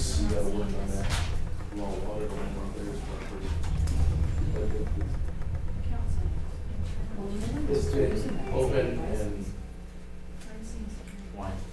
Unless it's slick. I like the built-in car seats. That said, Don't say car seats. That's The bike, the broken said it was gonna automatically go. I just took pictures and sent them to the power company one. Yeah. So this is the right one. Ignore that. Try that. Because it's. I don't know. Just easier if I didn't walk up with all this stuff, because I drop half of it all the time. Okay, and now, so it's not a password first. Everybody thinks it's password first, it's not. It's a SSL. Yes. And it's 5 capital letters, so you have to type it exactly like With this. spaces? Yes. So they need to unhide it. No, if you want to do this, if you want to do, I added the 2 because they automatically do it for me, but like, doesn't go back. Now, do the next one. This is for security. How are you guys? If somebody knows this, they go to the camera and have they. Oh, okay. So do you want, should we go, should we go, We, should we go Wolves. change their? You're supposed to give me some. I mean, if it's gonna, because it'd be a lot more effective. Yes. Actually, if they're logged in, I don't want to touch them, just because. should I touch them? You can. I mean, we've had enough frustration with this. It's open to board docs. You can monitor. The bad thing is, their stuff's working right now, so. Oh, are all, but have they actually been trying? I don't know. They're all connected. I do. Unless they connect the tab. So this is on guest. So if that's running, then that's probably So fine. if it I say if it crashes, we get this. Okay. That works. Yeah, I'm gonna check and see which ones are. And then just throw that back on here when you're done with it. Okay, you're gonna go see the bus? Yeah. Where's they're on guest? It's just right out the door. I'll tell you that, but I don't know what it is. I don't know it. It is really cool because we have one here. Yeah, actually, Tom showed, it's a little shuttle. Yes, yeah, really cool. And I, you know, I actually got my car today and I tried to line it and I went, oh, geez, I found this. And I opened it and it's not. Make sure I get another one. Where I live too. It's in my drive. Down here, is it with me, So or? like I have to hit it with crazy. No. Every day.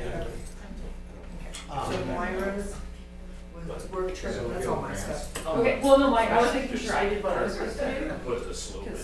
Yeah, so we're gonna take that check, and she put in a logo and a slap. Yeah. Logo on the top. What? On this? I know, oh, right, yeah. And somebody did a story, just like I did on the radio today, 2012, blah, blah, blah, blah, blah, blah. Just right here.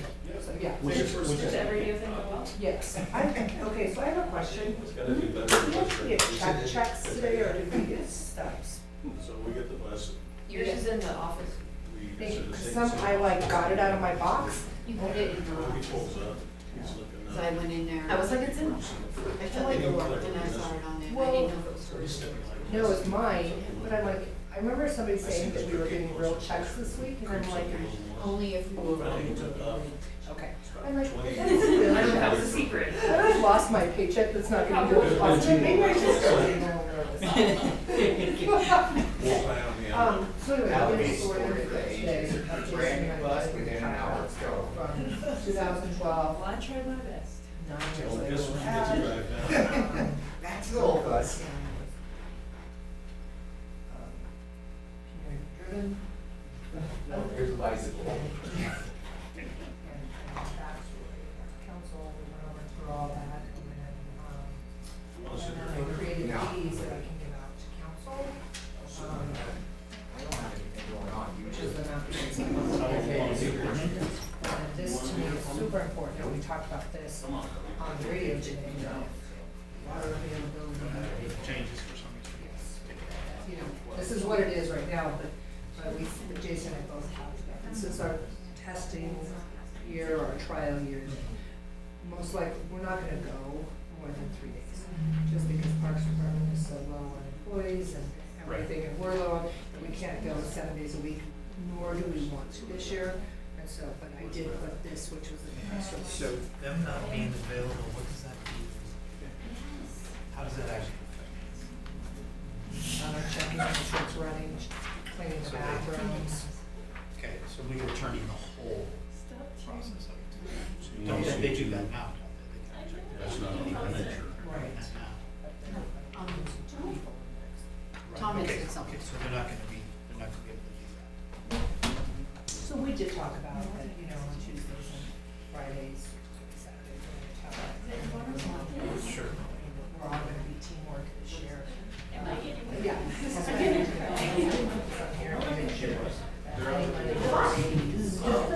From this.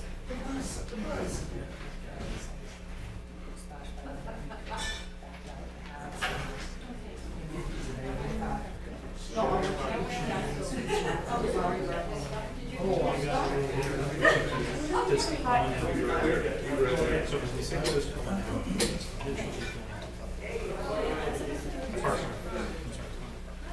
So that's what we're literally, it's going up. And when we have people.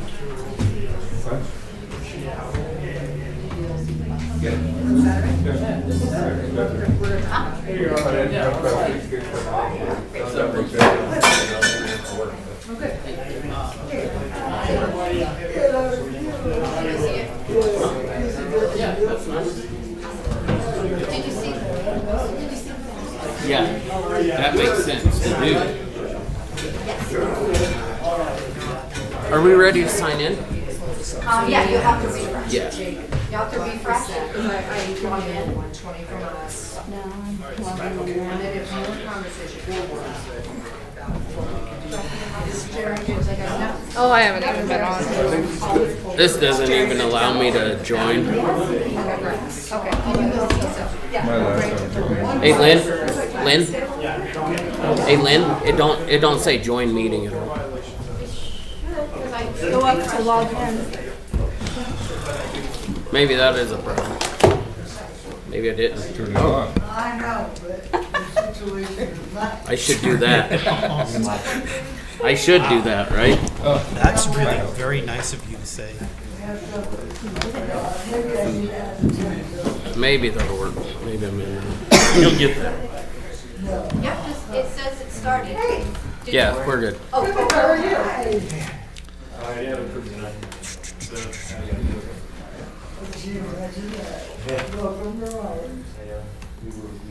Yep. you'll have to refresh, Mayor. Okay, And log in.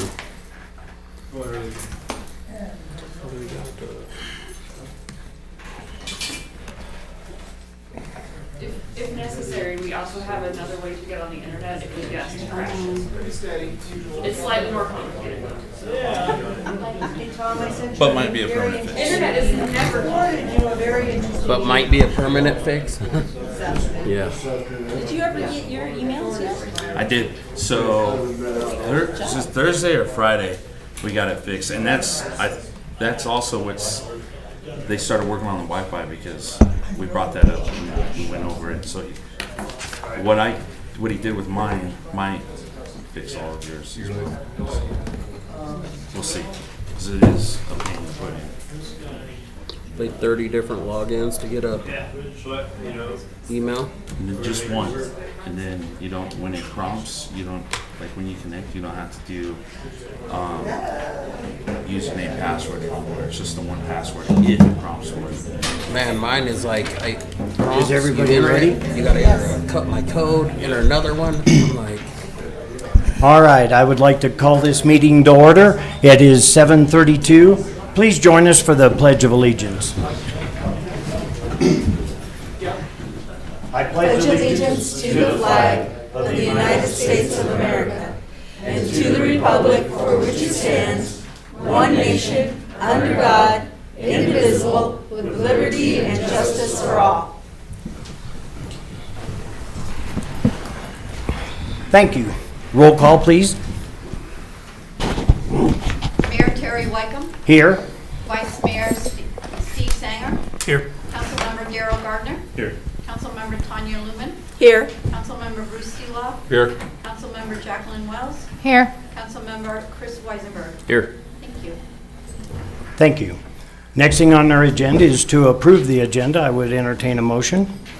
Councilman Wells? I move to approve the consent agenda, July 5th, 2023. Excuse me, the regular agenda Oh, the irregular, I'm sorry. above it.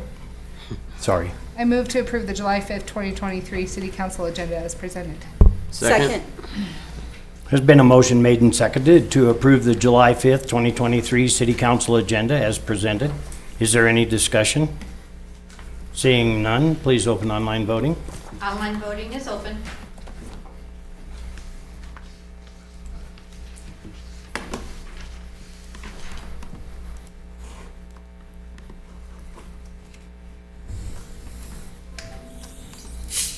Online voting has closed. The motion passes with 7 yeas.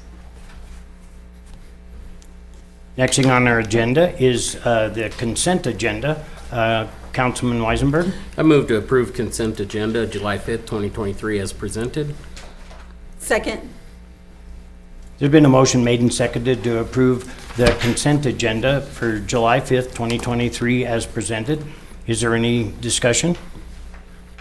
Seeing none, please open online voting. Online voting is open.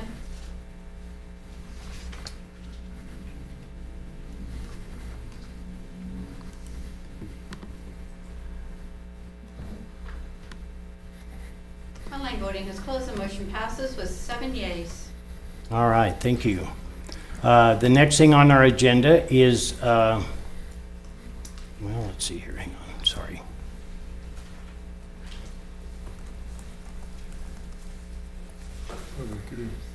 Is a public hearing. So at this time, I will open a public hearing, and this is the second reading, and we will waive the reading of the ordinance of the governing body of the city of Rawlins, Carbon County, Wyoming, amending Rawlins Municipal Code, Title 19, zoning. So if there's anybody that would like to speak to that, now is the time. Seeing nobody, I will close the public hearing. And the next thing on our agenda is citizens' participation. This is a time when you have to speak about anything that is not on the agenda. Per resolution number 2C-96, it does set a time limit of 5 minutes. So is there anybody here that would like to address the council on any issue that is not on the agenda? Okay, please come forward and tell us your name. We'll start over here.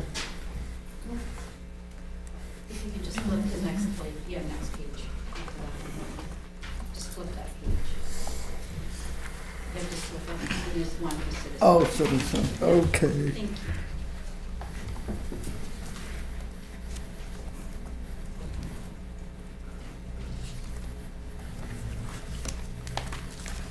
Good evening, Mayor and Council. I just want to thank you. I got my letter of approval for funding for this next year.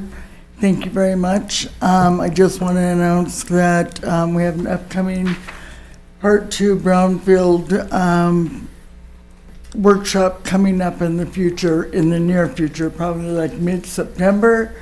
And it's a non-disclose right now of what that project is. It is in Rawlins. And I will inform the mayor of what is going to transpire and go from there. Everything is going well. That's all I have. Thank you. You're welcome. Thank you. That Brownsville study. All right, anybody next? Come on forward. Tell us your name and sign in.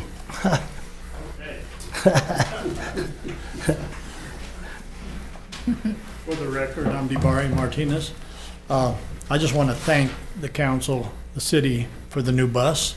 That wasn't one thing that I was going to say. The other thing was, wasn't them fireworks fantastic? Yes, they were. They were awesome. I don't know, I had some visitors from Rock Springs and they said ours are better. So that's a plus because they have a lot more money than the city of Rawlins has. So I just wanted to mention that. Thank you. Thank you. Yeah, Thanks, thank you. Brian. Yeah, the fireworks were amazing. Best ever.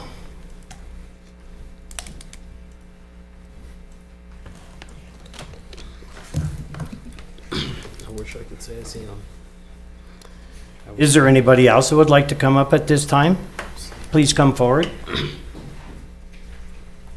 Sign in, say your name, and My name is Wynn Heyman. I just wanted to thank the council and especially also Vaughn and Jason for helping me get the restaurant going to the golf course. It's going great so far. I see a couple of faces up there that I've seen in there, and I just wanted to say thank you guys, and we'll be open every day of the week, so please come by. Thank you all again. well, thank you.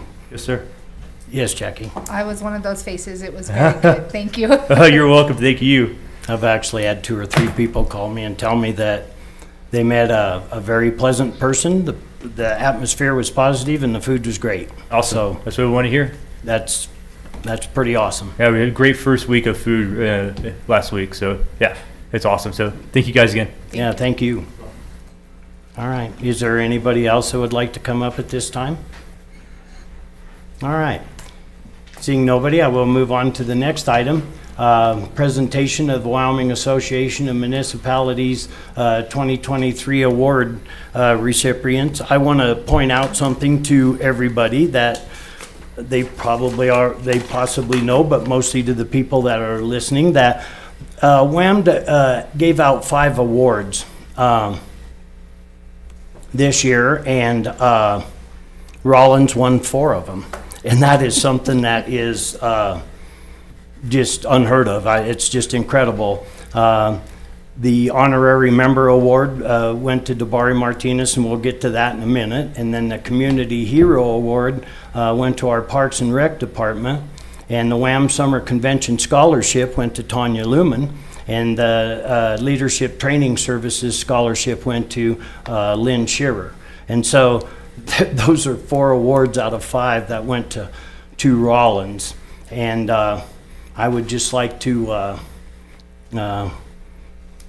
just say thanks to the team, or that stuff don't happen. So with that, I'd like to present Dabari Martinez with an award, and I will read, if you'll bear with me, what we sent in about Dabari that got him this award.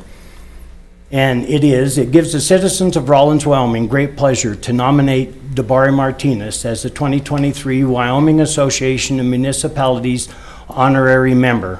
Dabari's long-standing service to the city of Rawlins has made him a pillar in the Rawlins community.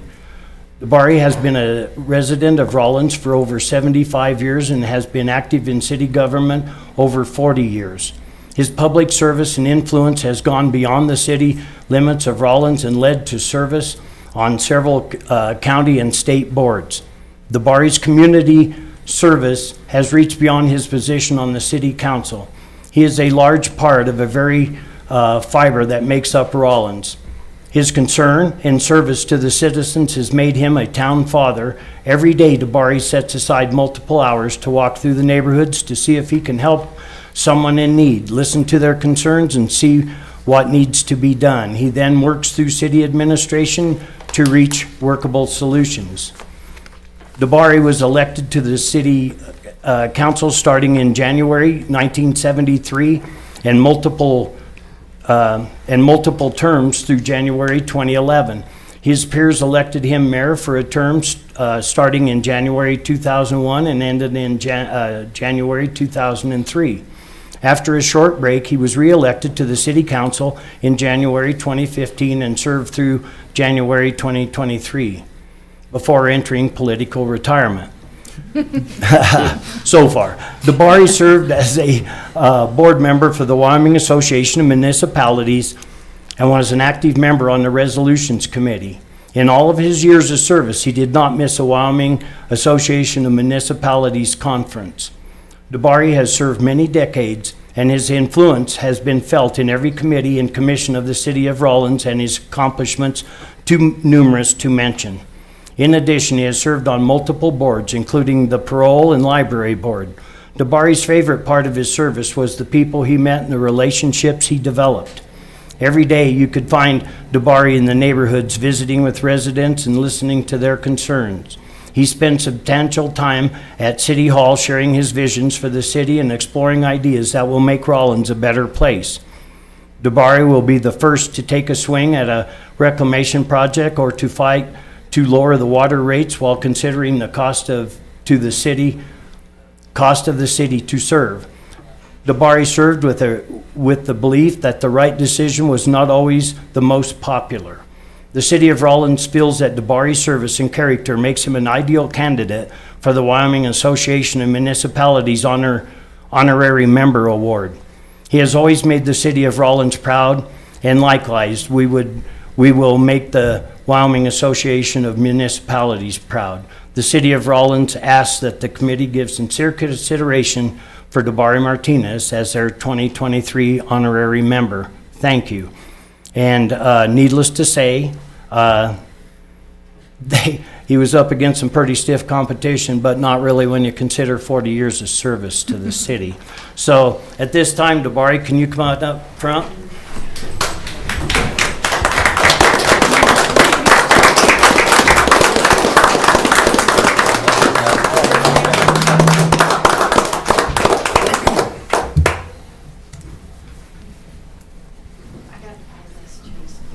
Here's what I just read, Okay, thank you. and every word was meant. I know. And here's the belt buckle that Wham give out. It's beautiful, right? Well deserved. And then here is the plaque that Wham gave you, DeBari. And I don't know where you want pictures or what. Well, we'll do a whole bunch. Okay. Do you guys want Anyway. to come around? Yeah, please. Because you guys weren't all there. Can I say something now? Yes. Okay. I just want to thank everybody. I want to thank this council and the many councils that I served with. We didn't always agree, but I had a lot of fun doing it. I enjoyed being on the city council. Going to WAM and representing the city of Rawlins was very, very important. We always had class. We always sent a pretty good delegation down there, and we always gave them a run for their money when it come to getting awards. And talking on the resolution committee, we introduced a number of items. Sometimes they wouldn't get with one vote, but that's okay.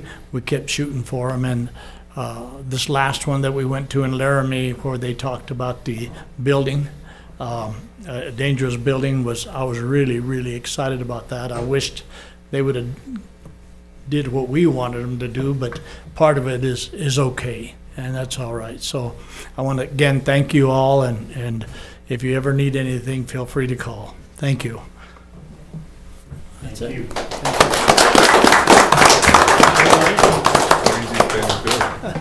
What's that? Well, you guys just stand up there instead of, What? we all stand up there.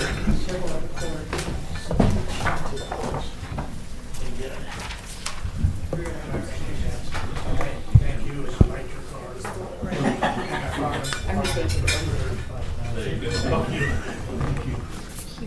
Ma'am? Yeah. Oh, you get to stand on the first row. That's great. You're perfect. Wherever you want, sir.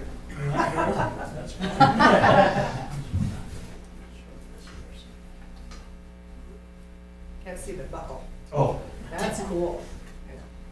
I thought it was upside down or something. Okay. Steve, just a bit that way. There you go. Thank you. Cheese. DeBari. Okay. Oh. Are you done? Yes. It looked a little bit Oh, no. I was just saying everybody should say DeBari in recognition.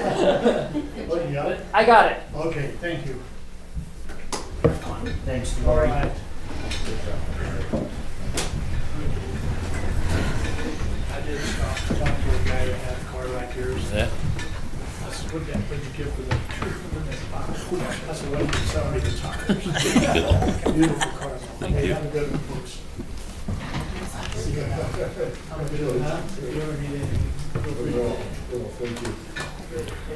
All right, and so the next thing on our agenda, we're going to continue on with these amazing awards, and so Tom Sarvey will take over from here and give the Parks and Rec their award. Yeah, thank you, Honorable Mayor and City Council. It gives me great honor and privilege to recognize our Parks Department tonight. At the WAM conference, they were awarded the Community Hero Award, and I think that is a great title for who they are. I think they are community heroes. So I would like to mention about 7 or 8 things that they accomplished last year, and these are amazing things that they've done for our community. In the summer of 22, they completed phase 1 of our skate park at Key Club Park. In addition, a new dog park was also installed at Key Club Park in the summer of 22. Both of those things have just been hugely successful. Every time you go by, there's kids skating at the skate park and people with their dogs. The urban orchard was developed in coordination with UW Extension, initially as a food forest grant. UW Extension received from Wyoming State Forestry. There are currently more than 50 fruit trees planted in three different park sites. I went out when they were at Key Club Park last summer to help with them, and I thought maybe I could teach them the value of hard work, and I think they were going to have to stick me in the hole that they dug by the time I was done. I'm telling you, they are hard workers. I don't even think they broke a sweat, and I was hurting. They have installed new native low water landscaping throughout town parks, City Hall, as well as green belts along the main street through town. In partnership with UW Extension, they are installing research plots spring to 2023 for alternate turf species as a way to show residents alternate species to grass that require less watering but provide nice green yards. They are currently working with UW Extension to tap box elder and Norway maple trees to research the sustainability and profitability of maple syrup production in the Mountain West as part of a larger research project being spearheaded by Utah State University. Summer of 2023, they will be installing 6 sets of permanent cornhole boards at Washington Park, made possible by grant funding through local business donations. And the last one, with support from the UW Extension, our 2023 Arbor Day will feature the sale of 123 plants, building from a geodesic dome greenhouse, and additional event which will host 9 different speakers from 4 different organizations from around the state. So that's a lot of their accomplishments, but as you also know, they host many tournaments at the rec center, music in the park Thursday nights in the summertime. What they do, it just goes on and on and on. So I'd like to present Jason Sehan, the Recreation Director, and Tyrell Perry with the letter that was sent in to WAM for their nomination. So if they'd come forward.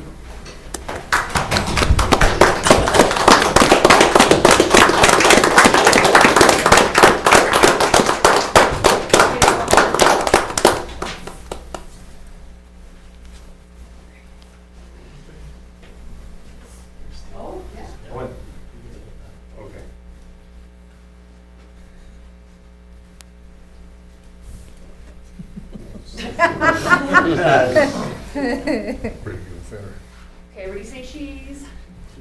Or smile, baby. It's good.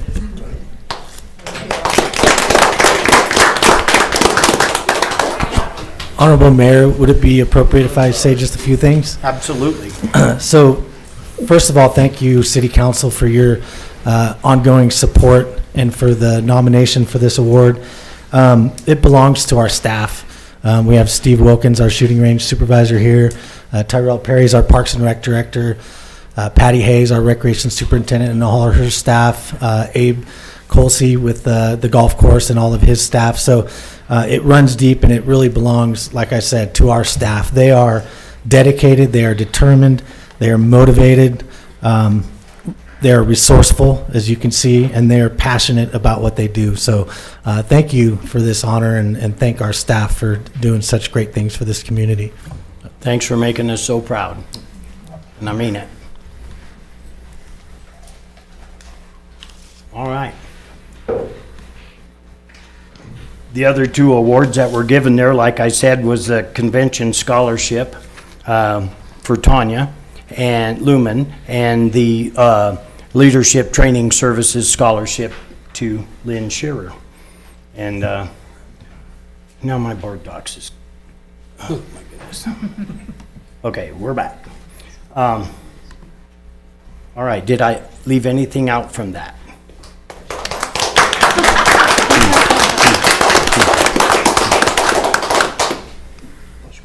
Several things were said that made me super proud, and I got to tell you, the fireworks display was probably the best I've ever seen in Rawlins. It was amazing.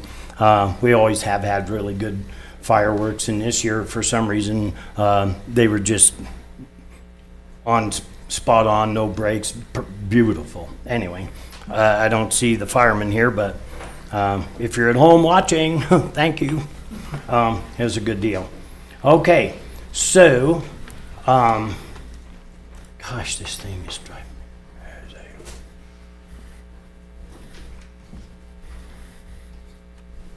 I'm sorry, just a minute, Chris.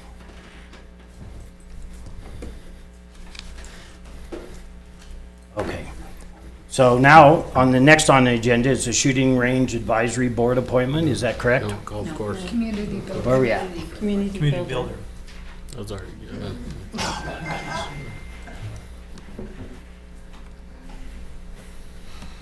We're all lost. I said we're all lost. You know what? This is not the right meeting. I apologize.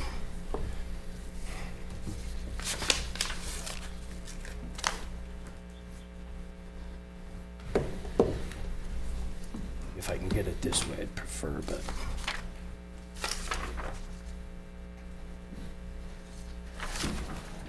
I laid something on my computer and I shouldn't have.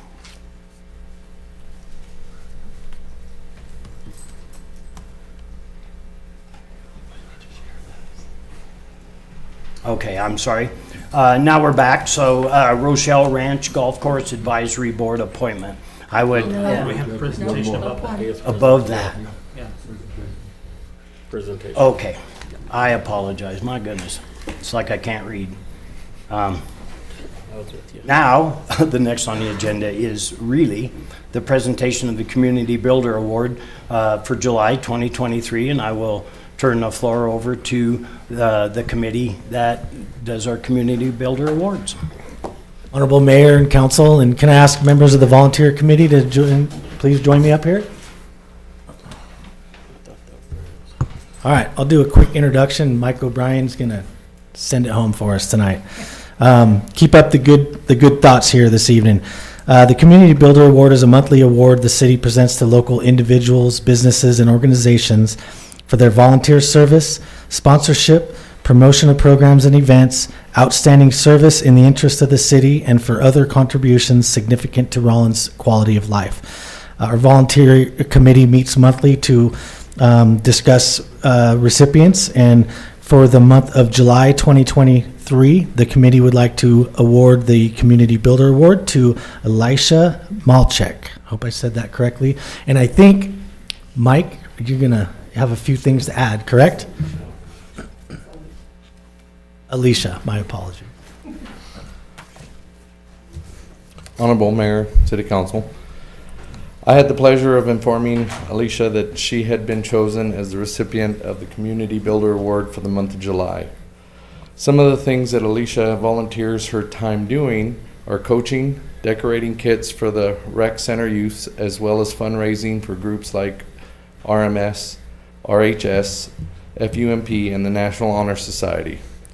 She also donates to the hospital and the Old Pen. Her nominator said, "She has an exceptional strong work ethic and goes with little to no sleep, committing herself to this community while juggling the responsibilities of her beloved family. As a volunteer, she is doing work for free, showing her hard work and skills of staying motivated and focused on tasks or projects to radiate and perpetuate through to the youth of this community."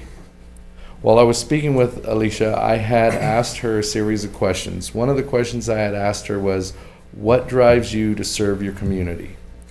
She said that she has 2 young children that she is raising here and that she wants to show them that giving back helps grow the community in a positive way.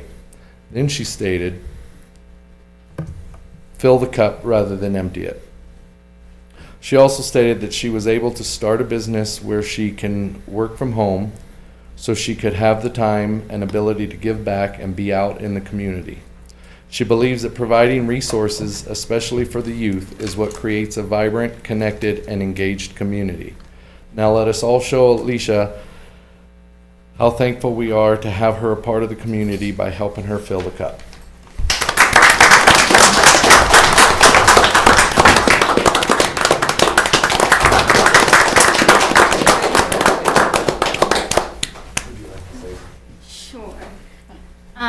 I just want to say thank you to the community. I moved to Rawlins in 2014, went back to my home state, and then came back. And I never thought the business that I started up 5 years ago would turn into something that it is. And it's incredible that I can use my business to give back to the community in so many different ways. And if I'm not using my business to do it, I'm giving my time, and I just love watching all the kids.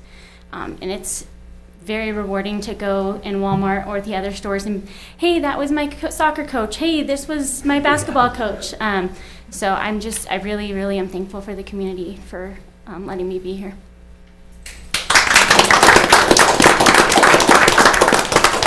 You guys can stand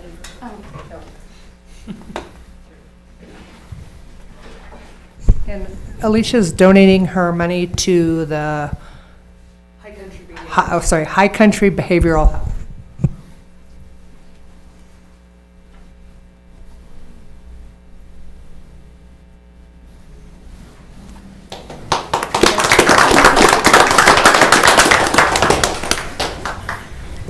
Congratulations and thank you for being who you are.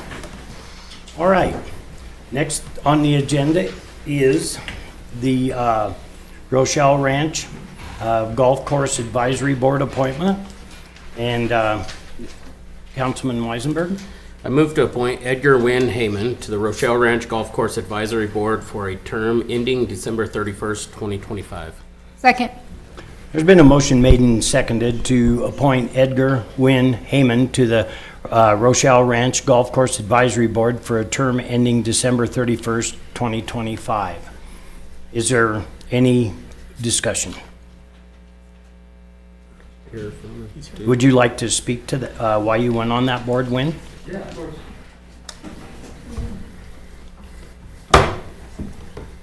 Well, first, thank everybody for approving it. I want to be on board because I want to be part of the community. And obviously, the golf course is a big part of my life now, and it's something that I wanted to build and grow business-wise, and make sure that we're keeping it open, year-round, to add another awesome restaurant to the city of Rawlins.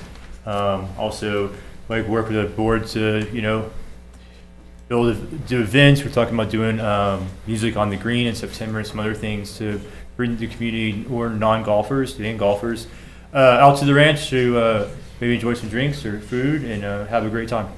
So thank you all again. Okay, well, thank you. Thanks, man. Is there any discussion, more discussion before we vote? Councilman Garner? I just have a quick question. Sure. Being on the board and running the business out there, is there conflict of interest we have to be careful of?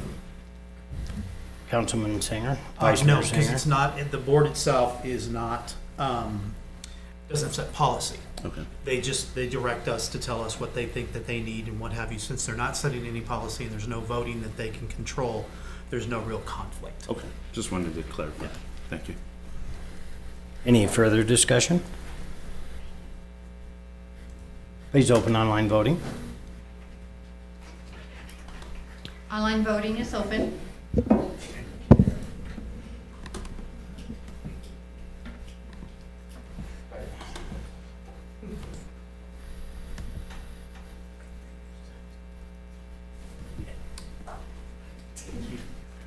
Online voting has closed. The motion passes with 7 yeas. All right, thank you. Next thing on our agenda is Rawlins DDA Main Street splash pad presentation to the city of Rawlins. So I will turn the floor over to Pam and Steve. Good evening, Honorable Mayor and Council. Wow, probably going to get emotional, like I always do. Community-driven, community-funded, community-constructed. After years, 2012, so kind of ironic, I actually brought the spreadsheet that said when this all started and ended at 2020. So I really need to finish this timeline. But this project was started by a city council person, brought to DDA to say, hey, I have this idea, what do you think about it? So what did we think about it? We thought, well, let's get our ducks in a row. So in 2013, DDA Main Street applied to the Wyoming Business Council, Wyoming Main Street, for technical assistance funds to do a feasibility study. We received $7,500 to do a feasibility study to see what the options were and feasibility of having it in downtown, with water there, with electric already there, with the fountain having deteriorating itself and having safety improvements. I'll tell you a little side story. Chris Waller, Parks and Rec Director at the time, and myself took a little trip to Fort Collins because we wanted to see what their splash pads look like, their splash pad in the downtown, and their splash park at their largest park. And we drove down and we were talking, we met with their Parks and Rec Director, we met with their downtown, and all the way home, all I could say to him is, cha-ching, cha-ching, and he's like, what are you doing, Pam? And I said, if we have it at a park, we're not gonna make money. If we have it at a park, they're not gonna want soda. If they're, and I kept thinking, this is an economic driver if we put it and test it in the downtown. And he's like, yeah, whatever. So, couple years later, we did the feasibility study.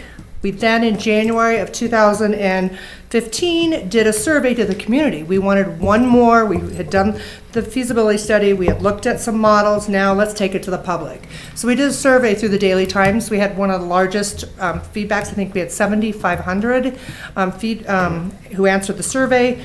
Top 5 things that were on that survey were splash pad, dog park, skateboard park, and I can't remember the other 2. And so now we are here to say we've done 3 out of the 5. So then it just circumvented that maybe this was the right thing. We then went to city council and said, yes, you guys can do this. Why don't you guys raise some funds and see what you can do? We set our goal at $150,000 in March in 2015. So let's fast forward now, fundraising through Passion and Pride, securing funding. In 2020, we went out to design build, and we came back with $795,000. And I'm like, council, you can do whatever you want, but no, we are not doing it for that. Except Casper had just done theirs up at their great facility up there for 1.5. Cheyenne had just come back in the meantime and done theirs for about $800,000, and I'm like, we can do it cheaper. Forgot there was another point in there. The council did say when you go and start raising these funds, please start a splash pad committee. So myself, a Parks and Rec superintendent was on it. We had a city council person, and then we had 5 community members. Jackie at the time was a community member who sat on that. So we pulled everybody together to get feedback on the design and everything. Went out to bid, that happened, we said absolutely not. We could make this work stronger and better. So Carl Smith, our engineer at the time, said, we can break this up. We went back to the city attorney, said, sure we can. So we went back out, went out to bid, and we came in really close to the 150,000. So our funds were pretty much there. We did come back to the council and said, we're at 120,000. We had COVID in there. In the meantime, there was COVID thing, and costs and everything. So you as city council contributed 80,000 for it. So we got this thing built for $200,000. What I love is that the council awarded 2 large contracts to Naturescapes to do the grass and the fence and everything, and we did 71 construction for the demo and all the groundwork. And then on top of that, we had Acme Electric, Silver Sage Plumbing, Mass Grading, and Wild Services. So the only contract or the only check that was written out of state was Splash Zone out of Arizona, because they're experts in doing splash pads, and we couldn't find anybody to do the splash pad locally. But, so that's where we're coming. Community driven, community funded, community constructed. So this whole project has been going on for 9 years, and again, so excited. We had a interview with Bigfoot today and talked about that it's time to hand it over to Recreation and Parks because they're the expert on this. But this oasis in the desert, as I call it, because we do have I-80. I would love to put a huge billboard along I-80, It is really about economic development. It's about, even though the kids are not going to think it's economic development, and Jason made a great point today when we were on the radio about the kids are going to make a fun game out of pushing the activation button. So some key things is it is 30 feet in diameter. It has 24 nozzles that shoot different things. We have 6 LED multicolored lights and 2 jelly sticks. Jelly sticks pretty much are there, and this was part of the committee, and we also thought if Casper and Cheyenne can make theirs flat for almost $1 million, $1 million over, we can make ours with vertical assets less than that, and we did. So the jelly sticks, there's one 3 feet and there's one 5 feet, and they pretty much, the water goes up and it goes out like a jellyfish. And we thought it was more fun than doing, I think, I went back and looked at my notes, is we could have done one structure that was like a dump bucket, but that's kind of scary to some of the little kids or takes more water, whatever. So the committee came up with these jelly sticks. And then I went back to the contractor from Splash Zone and said, by the way, I know you gave us these bid for jelly sticks, but could you paint them in a custom Rawlins red color? Because that's our color. And they said, because, the committee is like, you think we could get these in Rawlins red? I said, you don't ask, you don't know. So we have 2 jelly sticks, one about 3 feet, one 5 feet, for 2 different ages. Jason also made a good point is you can be on the outside and it can feel like it's raining on your thing, but if you get right next to the jelly stick, you can miss the water. And so that is another good asset, I think. Let's see. Just got to get in there real quick. I know. And the biggest thing is the activation button is that we will have it on from 11 to 7, Tuesday, Friday, and Saturday. We want to just start with 3 days a week. We're cognizant of the water challenges still, and we want to really see this trial about what it's going to be. This is our trial season with hours, with maintenance. Again, when we did the feasibility study, some of you guys remember, we did have a fountain there that actually had to be refilled and cleaned every 2 weeks and was 18 inches deep, and it was pretty deep when kids were swimming in it. Kind of some safety issues there. So this is going to be a lot better. Jason, did I miss anything? No, you did fantastic on the interview today. Well, so did you. It was teamwork all the way. And we got bathrooms there. And we got bathrooms? Yes. And I can tell you guys, I've already told you about the bathrooms. It's like a highway going to the bathrooms and the bottle filler for people coming into town. So super excited. This Saturday, I would like to have all of you guys there, if possible, at 11:30 to cut the ribbon. In our swimming suit? That is your choice. Your choice. I will not be in my swimsuit, but we will be having lots of beach balls that we will be giving away that says Splash Pad, and lots of hats while supplies last. And on the back, that we felt it was super important, it says community funded. community funded with you guys, but also with industry, businesses, and everything. So there you go, sir. Wow. And then Sorry, though, one thing I just want to say is, and we talked about this today, but what a great asset, not only for the downtown area, but for the entire community. I mean, it's going to be fantastic. Yeah. Families get together. And we did talk about this. I talked about this with Chris Waller driving back from Fort Collins that day. You know, he wanted to put it at a park. I wanted it downtown, so people had to go buy sodas and they got hungry, or maybe go get some suntan lotion, or go over to Mark and Jill's and get some beach towels. I mean, you know, revenue. Economic driver. Speaking of economic driver, you have a chance to win. If you buy the winning raffle ticket, Saturday from 10 to 2, we will be raffling off this really cool 6-person floaty. $5 for one ticket, or $5 for 20. And on the bottom of this, we have lots of these that I can hand out, but it does say again, Splash Pad will be open Tuesdays, Fridays, Saturday, 11 a.m. to 7 p.m. until further notice, based on water availability and restrictions. That is very clear, and we're making that very clear that if something else comes on. Okay, so Steve, you want to come on this side to do this? This is the really exciting. Chris wants to buy.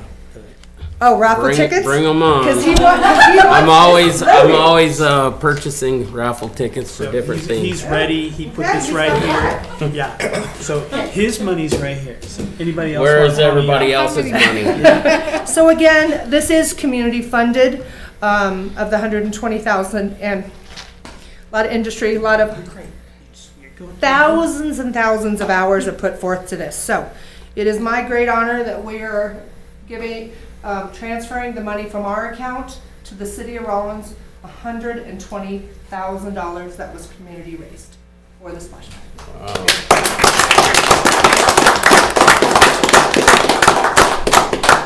A picture, Myra? Yes.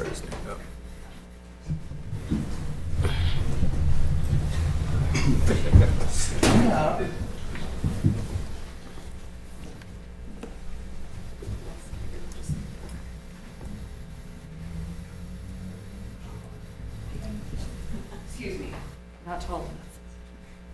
You know. Cheese.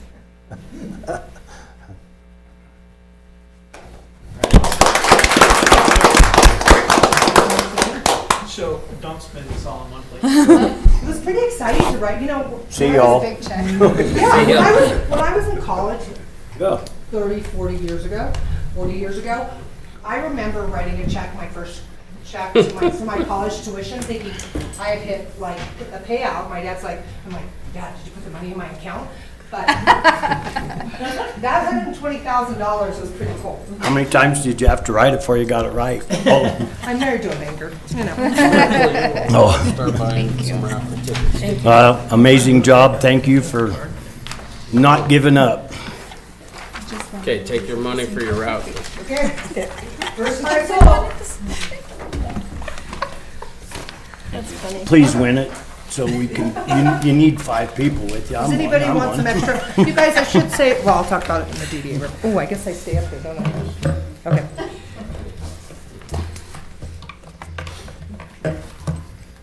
All right. So the next thing on our agenda is a report from DDA and Main Street and Hub. Okay, we're gonna just roll on to Summerfest Takeover. If anybody needs these posters, we have a exciting, I talked to the Jeep people, I talked to the car and bike people today. Again, this is being taken over with some of these local community groups, the Outlaw Show and Shine, the Rawlins Outlaw Jeep Club. These are all Rawlins Outlaw Jeep Club is brand new. Food trucks and vendors. The shooting range is going to have a really cool booth. We're going to have a community art project, the bounce house, and then the cornhole, which will start at 9 o'clock on Saturday morning, and that is all those funds. The Rawlins High School diving and swimming teams, male boys and girls, they totally set it up and doing everything. So that's happening starting from 9 to 3, and of course, I invite everybody at 11:30 to do ribbon cutting at the splash pad. Want to talk a few minutes about downtown as a whole. We have 2 new businesses coming into downtown. Super exciting, smaller businesses, but it's great that we have 2 new businesses. And then also some great news that we do have someone who is pretty serious about the Bank of the West building. Lou and I are working together. I had started working with them and then brought, of course, Lou on board. We are a great team. And so Lou and I met with them last Thursday. Yeah, so they're actually a company in Wyoming, but they are interested in moving to Rawlins. And the reason they're interested in moving to Rawlins is they like the location and they like what our school district is doing on our test scores and just a combination of everything that we are centrally located. So they would buy the whole building, the parking lot, and take that over. So super exciting. Last thing on the hub, lots going. I'm still averaging anywhere from 3 to 5 people a week, helping with business plans. Some of them I can take care of, and some of them go to Jim Drever from SBDC. It's pretty amazing. A lady came in today and said, I'm moving to Colorado and I need to do a business plan and I need help on starting my business in Colorado. And I said, okay. And she said, workforce development sent me over. And I said, well, what are you needing? And I got on the internet and she said, well, I've lived here for a long time, but I'm moving my business to Colorado. And I said, okay. And so I Googled, I said, where in Colorado? She said, Colorado Springs. So I Googled SBDC in Colorado Springs, got her the phone number, got her the information and said, we'd love to have you still stay here, but I understand that you have some family things why you need to move. And she said, thank you for taking care of me. This is going to be sad that I'm leaving Rawlins, but thank you for taking care of me. Stories like that. So, and then the last thing with the Business Innovation Hub is we are getting ready to start the Carbon County Startup Challenge, the 2nd year, and we have 2 gentlemen that will be helping fundraise for that event. We're starting the Carbon County Startup Challenge with $7,500 in our till right now that we didn't spend out last year, and then our plan is to try to raise $25,000 for the 2nd year. So, and that's through Impact 307. Is that a lot like that next level class or whatever, NX level or whatever? A little bit. It's a curriculum through the University of Wyoming, Impact 307. So they have 7 locations across the state, and they run the curriculum. They have work with the SBDC, and then they have individual business counselors. So there is a curriculum that they go through, but it's not quite as detailed as next level. That was a great thing, and yeah, it's a real dedication. I mean, it's not something you just put together and run up for a weekend because it's like a year long or whatever. I can't remember, but it was amazing. It was really a good class, and I wish we could get to the point where we offer that again. Yeah, I did look into that about 4 or 5 years ago, and they were changing their curriculum. So when I had looked at that for the Business Innovation Hub, RTech at the time, they were kind of at a standstill and were not offering it. I can look again, sir. I mean, that would be great. Yeah. I mean, it's still relevant. Yeah. I bet at least once every couple months I drag that book out to give somebody some advice or where to go look for, a reference point. Yeah. Building business plans and stuff. Yeah. I loan them my book with a death threat of getting it back. Yeah. But it's something I've really used a lot through the years. Yeah, and I think I'll look at that because like I said, about 5 years ago when we were at a kind of a turning point at the RTAC, we looked at next level. So I will look at that. I think it cost $125 back then, and I think somebody sponsored it because if you asked, you didn't have to pay for it or whatever. Right. I don't remember all about that, but that is something I would. We actually have a Business Innovation Hub meeting next Thursday, the 13th. So I will actually put that on the agenda. And maybe it's changed and no good. Maybe Yeah. there's better stuff out there. Yeah. I don't know. Okay, I will still look at it. And the last thing is talk about Carbon County Startup Challenge. One of our winners this year, which is Cody Anderson McQuano, he actually didn't win as one of our finalists and winners because of McQuano. It was a new business which is called Coffee Lab. which if you, and I just thought I'd share this, I ran into Cody today, he came into the building to talk to me about some stuff, and I just asked him, he's starting to get paid out on his, as a Carbon County Startup Challenge winner, and the Coffee Lab is, you actually have to go like to the East Coast or the West Coast to get training, to be usually go to Seattle or whatever, and so he's gonna be a mobile coffee lab, and so he can go up to Montana and fix their machines or teach them how to be a barista. So it's a really kind of cool, and it was cool to hear that he's moving forward and starting to draw down on some of his funds that he won. Yeah. So, Cool. again, lots going on. Thank you, guys. Thank you. All I'll have right. to remember why I have that 20. Just kidding. I'll remind you. Thanks, I'll Chris. It just was a wait, great, yeah. it was a great drink. I was waiting for everybody else to buy theirs up here, but I see the That's support. my wife's job. I never win nothing. All right, next thing on our agenda is city manager report and staff reports. And so, Tom, I will turn the floor over to you. Okay, thank you, Honorable Mayor and City Council. I'm gonna repeat a few things that have been said tonight already, but I'd like to thank all the workers of the city that worked with the fireworks last night. Again, a huge success. Everywhere that I went, there were firemen there that were ready. They had a great presence throughout the city, throughout everybody, and everybody was very confident that it was carried out correctly. And so a big thank you to them. Saturday, July 15th is our community cleanup day. So I just wanted to announce that. It'll go from 7 a.m. to 10 a.m. And if you are interested in that, we will meet at the depot. What times, I'm sorry, Tom? 7 o'clock to 10, 7 a.m. to 10 a.m. The city's received a couple new pieces of equipment. That's exciting for people out and about. One is our community bus. Came in today and the city council got to see it there before the meeting, but it looks really good and you'll be able to see it out on the streets here soon. We also received the new compactor at the landfill out there, so if you get out to see that, that's a very impressive piece of equipment there that replaced the old compactor. How big is it? It's big. How big, Lou? It's big, I know that. Bigger than Lou. Bigger than Lou, huh? Okay. Bigger than Lou. All right. That's big. All right. Not as tough, but maybe as big. There you go. The citywide family barbecue will be July 21st, Washington Park. The council is definitely invited to that. Just to repeat, the Summerfest will be July 8th from 9 to 3 downtown. Pam went over all the events and the different things, and a big thank you for her. Everything Pam does is first class, and this will be first class, I'll tell you.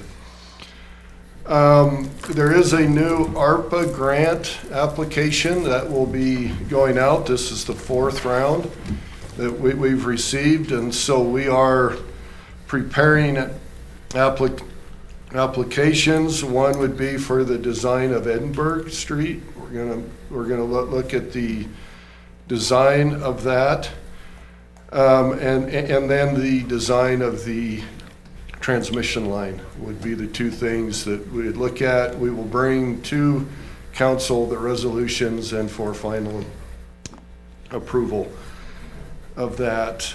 And then the last thing that I would notice is tomorrow night would be music in the park again. It'll be the 3rd one. It'll be Lyndon James will be the performer, and then next Thursday is the Powell Brothers that will be here. So that is my report. Hopefully the weather cooperates. Yeah, the last two haven't been too good with the weather. That's not how it works. Yeah. A little bit soggy. Councilman Weisenberg? Yeah, Tom, question on the ARPA grant for the Edinburgh Street design. What's the reason for the design there now? I thought it was already engineered and designed. And we went with some other... I don't think it's been engineered yet or designed. I think that's what we're asking for, to my knowledge. I thought it was, there was something to do with the last I remember is it was designed, but there was something to do with the private road at the end. And is that why we have to redesign it, or is it something? Yeah, Cody? Cody's here. It's water infrastructure.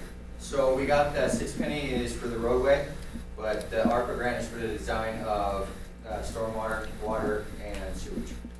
That wasn't included in the 6 Wasn't penny? included in the 6 penny, no. And so that- we decided if we're going to do the whole street all the way through, we had to add that in. And the way it's designed now, there's not really good flow for stormwater at all. So that's why it That's the floods problem. every year. There's Okay. no stormwater. So it's for the design of all the infrastructure, underground infrastructure. Councilman Garner? If I remember correct, that what was proposed originally went from the intersection at Inverness all the way down through the private property to Yeah, I the think it gas actually stations, goes right? further up towards the theater. Right, but the stuff that wasn't included for the water and everything, wasn't that everything north of Inverness? Not that I've heard. Because they were From what going to I- pave and everything yeah. Inverness, but they didn't have the water, the storm Yeah. sewer and everything. Yeah. Anything north of Inverness is what I thought it was. I think the Inverness intersection, they had some kind of design there for the stormwater because it's going the wrong way, but they didn't have it all the way through into Murray Street. Right. Yeah. Okay. And then that part of private land has been sold, I think, 3 times now. So it's been in different owners' hands. So we're having a little bit of a harder time trying to get easement right away. So still kind of waiting on that. Any other questions? Thanks, Cody. All right. Councilman Garner? Oh, sorry. I didn't have any more questions for Cody. I did have a question for the city manager and Jason. Okay. That's okay. So we had sent out a media release on the 26th regarding mowing the parks and taking care of the cemetery. We were short-staffed. We're watering the cemetery once a week, correct? Because it takes so much time. Is there anywhere we can pull resources? You know, we got the golf course. Can we pull anybody from that to help do that? Or would it be better to give up a couple, I don't know, courses to take care of our parks that are in town, our city cemetery, to make sure that's covered?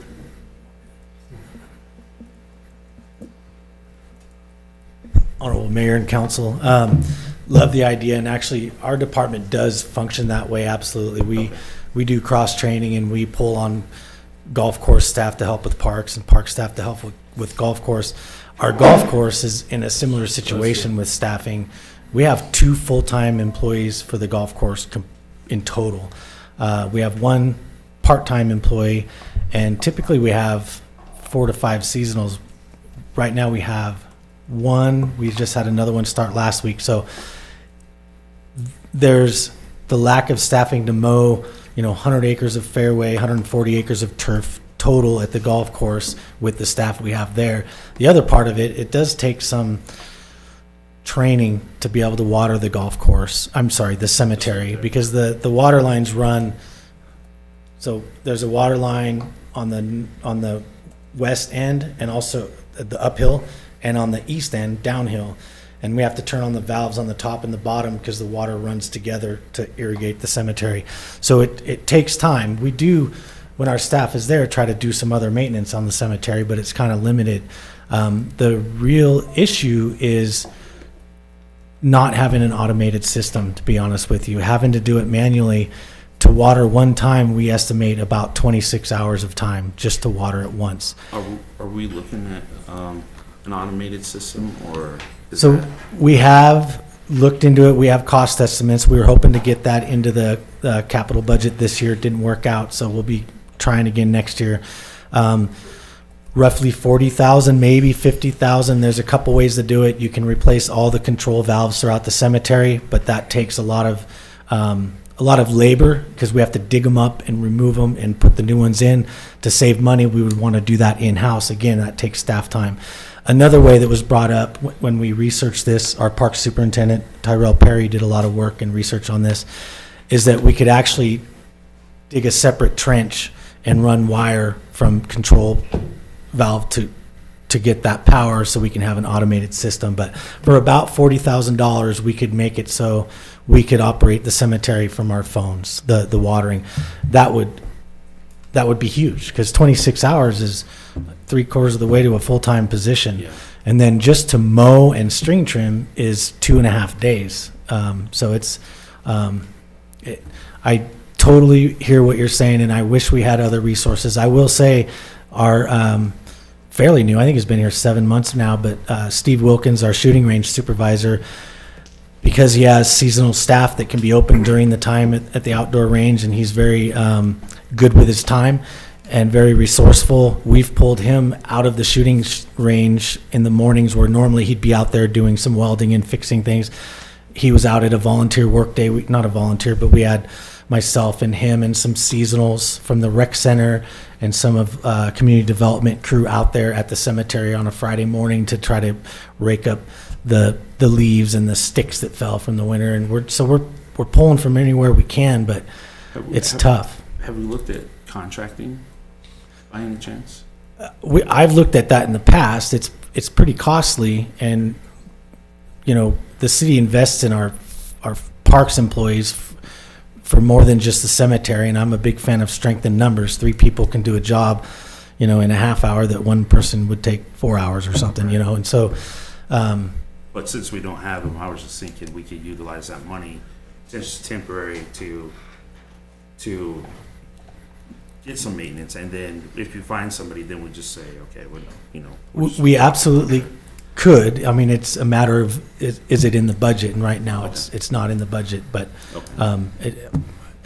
that is certainly something we've looked at in the past to help, partially because of the seasonal part of our situation. I mean, our crews are very busy in the wintertime as well, our golf crew plus our parks crew. I mean, our parks crew takes care of snow removal for City Hall, police department, rec center, and then our golf crew that's when they bring everything in and do a lot of maintenance on stuff. So, but the summer months are when we're really impacted and really busy. And so that's where seasonals are so instrumental in what we can do.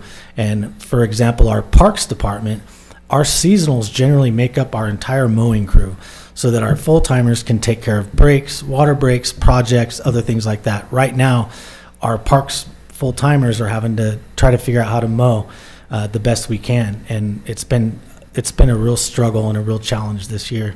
But contracting is certainly an option if it's in the budget. Okay, thanks. Well, appreciate it. Councilman Lemon? Didn't our city lawyer, didn't she set up something where people could pay off their fines by doing volunteer work? Has that come to fruition? She was working on that. I've been involved with that in the past, and I'm a big fan. And I've heard that it didn't work in Rawlins in the past, but we want to try it again because it was very successful where I came from. You just have to have somebody manage it, and if they don't want to show up for their shift, then you kick them back to the court and they pay their fine. It's just as simple as that. So I would have to follow up. I don't know where we were with that. I don't know if you remember. Okay. But thanks for bringing that back to light. It's something that we've looked at for the couple years I've been here, and that would help. Absolutely. And real quick on that public service announcement, the real reason, and Myra can correct me if I'm wrong, is just to kind of educate the community that we share the same struggles that everybody here. We want the cemetery to look as good as it should, and we want our parks to be clean and mowed and nice. We sort of wanted just people to understand our struggles and understand that we are side by side with them. It's not an us and them situation. It is like we're all in this together, and we are absolutely doing our best. And that's where that kind of came from. Councilman Weisenberg? Tom, I guess, and this is kind of on the cemetery stuff, but would it be best possibly with this situation, because the cemetery gets a lot of negativity about how it looks and stuff like that, and it's nothing against your crew. I understand that you're shorthanded and everything else, but would this be best to maybe restructure a little bit, possibly put the cemetery back underneath where it used to be in the past of like Public Works, where they handle the sale of the plots and the maintenance and everything else like that of the cemetery?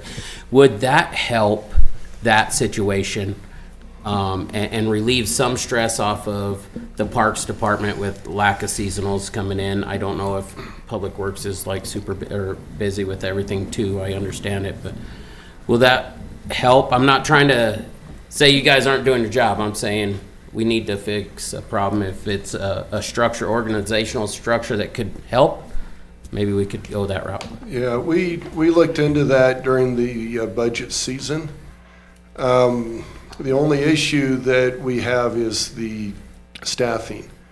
We'd have to pull staff out of the parks, for the cemetery, and then we'd have to take some out of Public Works for the cemetery, and making that work budget-wise this year just didn't, really flow.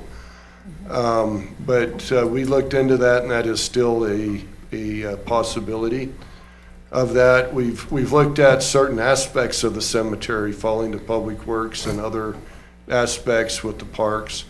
The turf and the trees with the parks, and the headstones and the maintenance there with Public Works, and we are working that out still. That is still something that we are looking at. Budget-wise, it's hard just to pull from both areas to create that, so.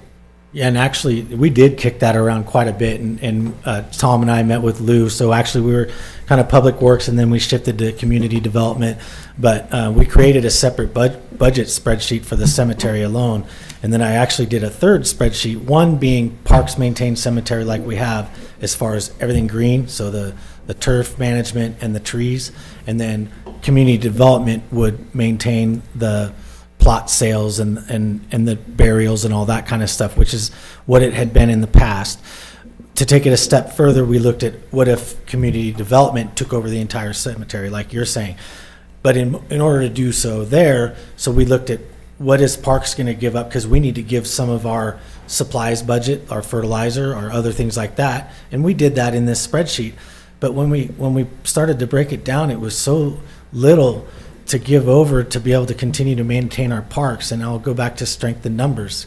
It's like we're moving somebody from parks into cemetery and somebody from community development in cemetery, and then now we're each down one because they're focused on the cemetery.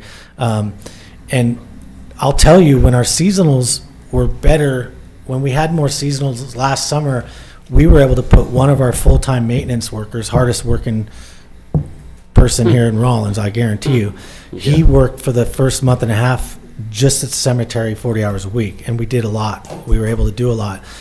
I will say that we do aerate. In the last 2 years, we aerate every spring, try to get to it in the fall just to help the compaction that's built up over years of neglect.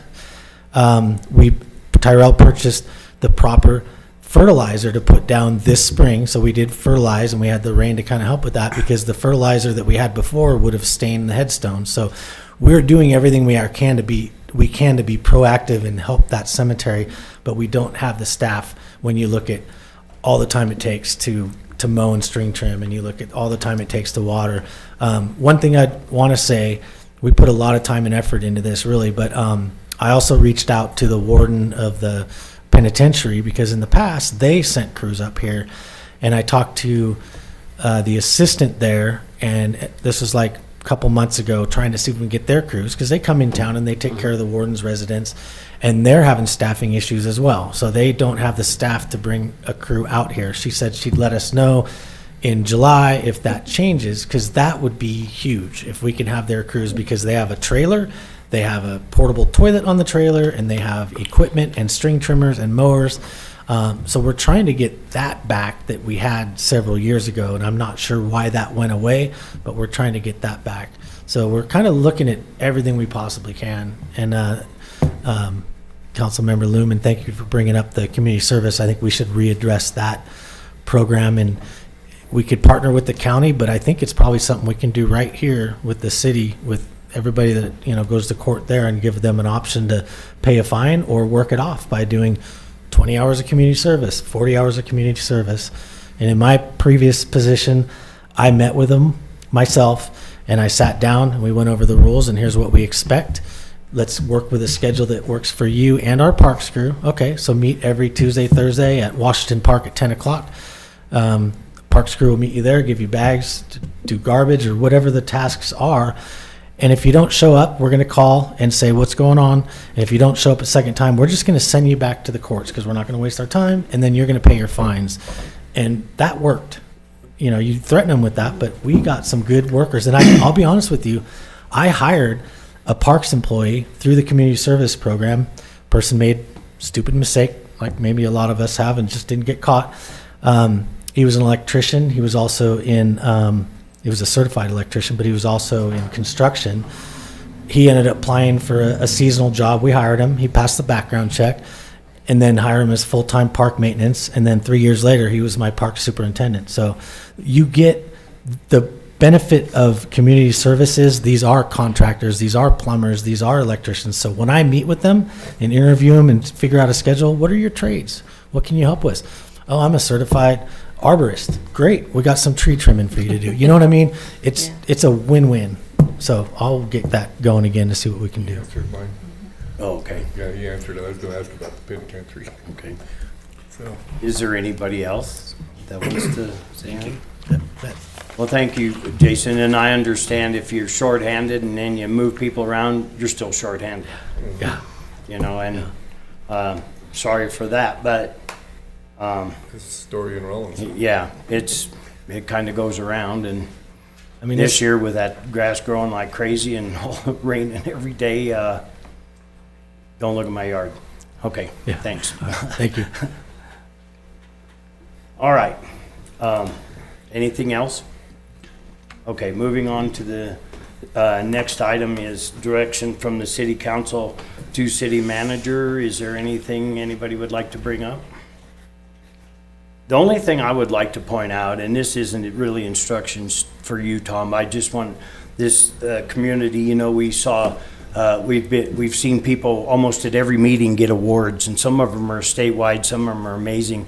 We just have so many amazing people in our midst, and our own Jackie is going to Leadership Wyoming, is that right? That's not...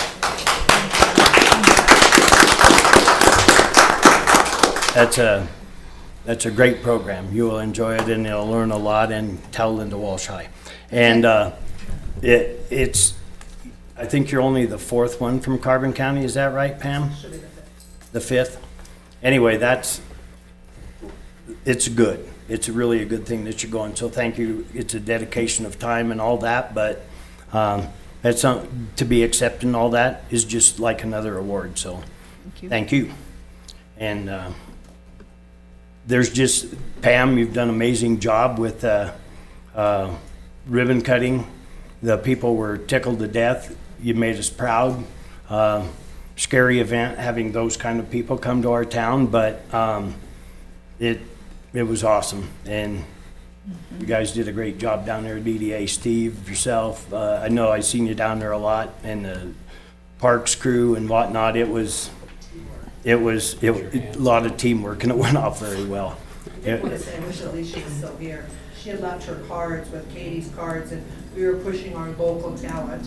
But I had a couple of people from the Midwest, these big construction companies, and they were tasting Alicia's cookies. They were taking her cards and saying, we're gonna call her when we're in Carbon County.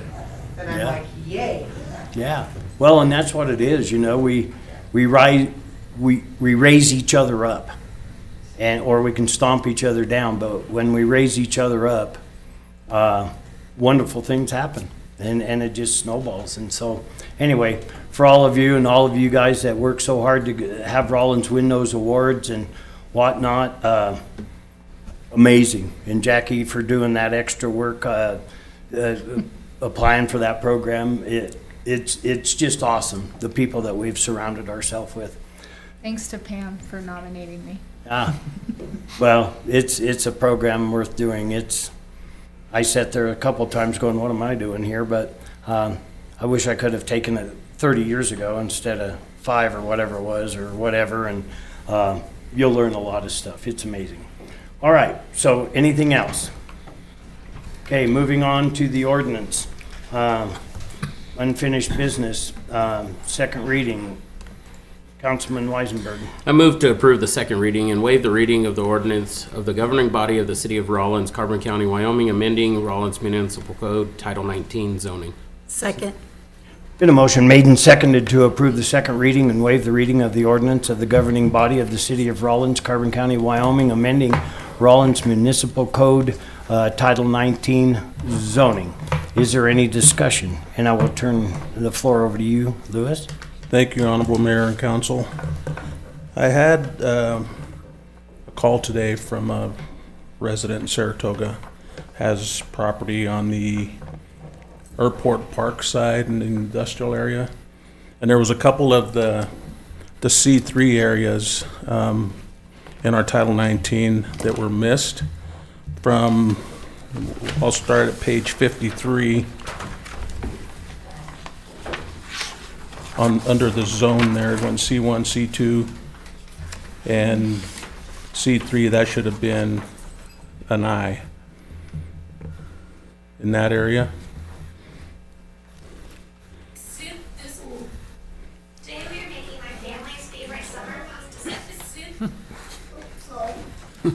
I thought your voice changed for a minute, Lewis. So what do we need to do here? We need to just, I don't know how council wants to proceed with that, if we do it on a... Mayor, we can change it in the motion that it states that anywhere you see a C3, C-3, change it to an I, is that correct, Lou? Yes. We could put that in the motion, and then that will change it, and then I will change it on the Title 19, so when you have your third and final reading, it will all be the changes that you would like to make on this. So you need a friendly motion. Friendly amendment or whatever. So you made the motion, Chris? Yes. Yeah, And Ms. Lumen, I just I got some questions on the C3 and all that then, if that's the case, because where I'm looking at the map right now is that this is not been, it's updated, correct? This map is. What's the year on that one? 2019. Yes. This is what we go That's by. the current Some of number. the issues and why we rescinded on Title 19 is because of zoning changes and stuff like that, correct? And so I look in here and on this map in the industrial area is the same issue is going to be with the reasoning of rescinding. When you look at the map on where the industrial area is, right here, you got a residential multi-house, and then you got this is an industrial area here. This is what area caused the issue, a lot of the issues of rescinding Title 19. So is that going to be corrected, or are we going to rezone that to some commercial zone? No, the industrial area that you see there, Councilman Weisenberg, where the issue began with the changes from the garages when we changed it to the one we rescinded from, changes were made to that, which in fact should have been changes made to the Title 19 that we're in now. So we're not changing any zoning on that map. Now, we do have a couple changes that the areas were changed from a residential multifamily to a C2 which is around across the road from Stagecoach. So, and then we have the area where the tiny homes subdivision is going to be. That'll have to be zoned coming up soon to reflect either the R 4.0, which is 4,000 square feet, or the 4,900 square feet, the R 4.9. So that's one that I'm working on now just for that little subdivision.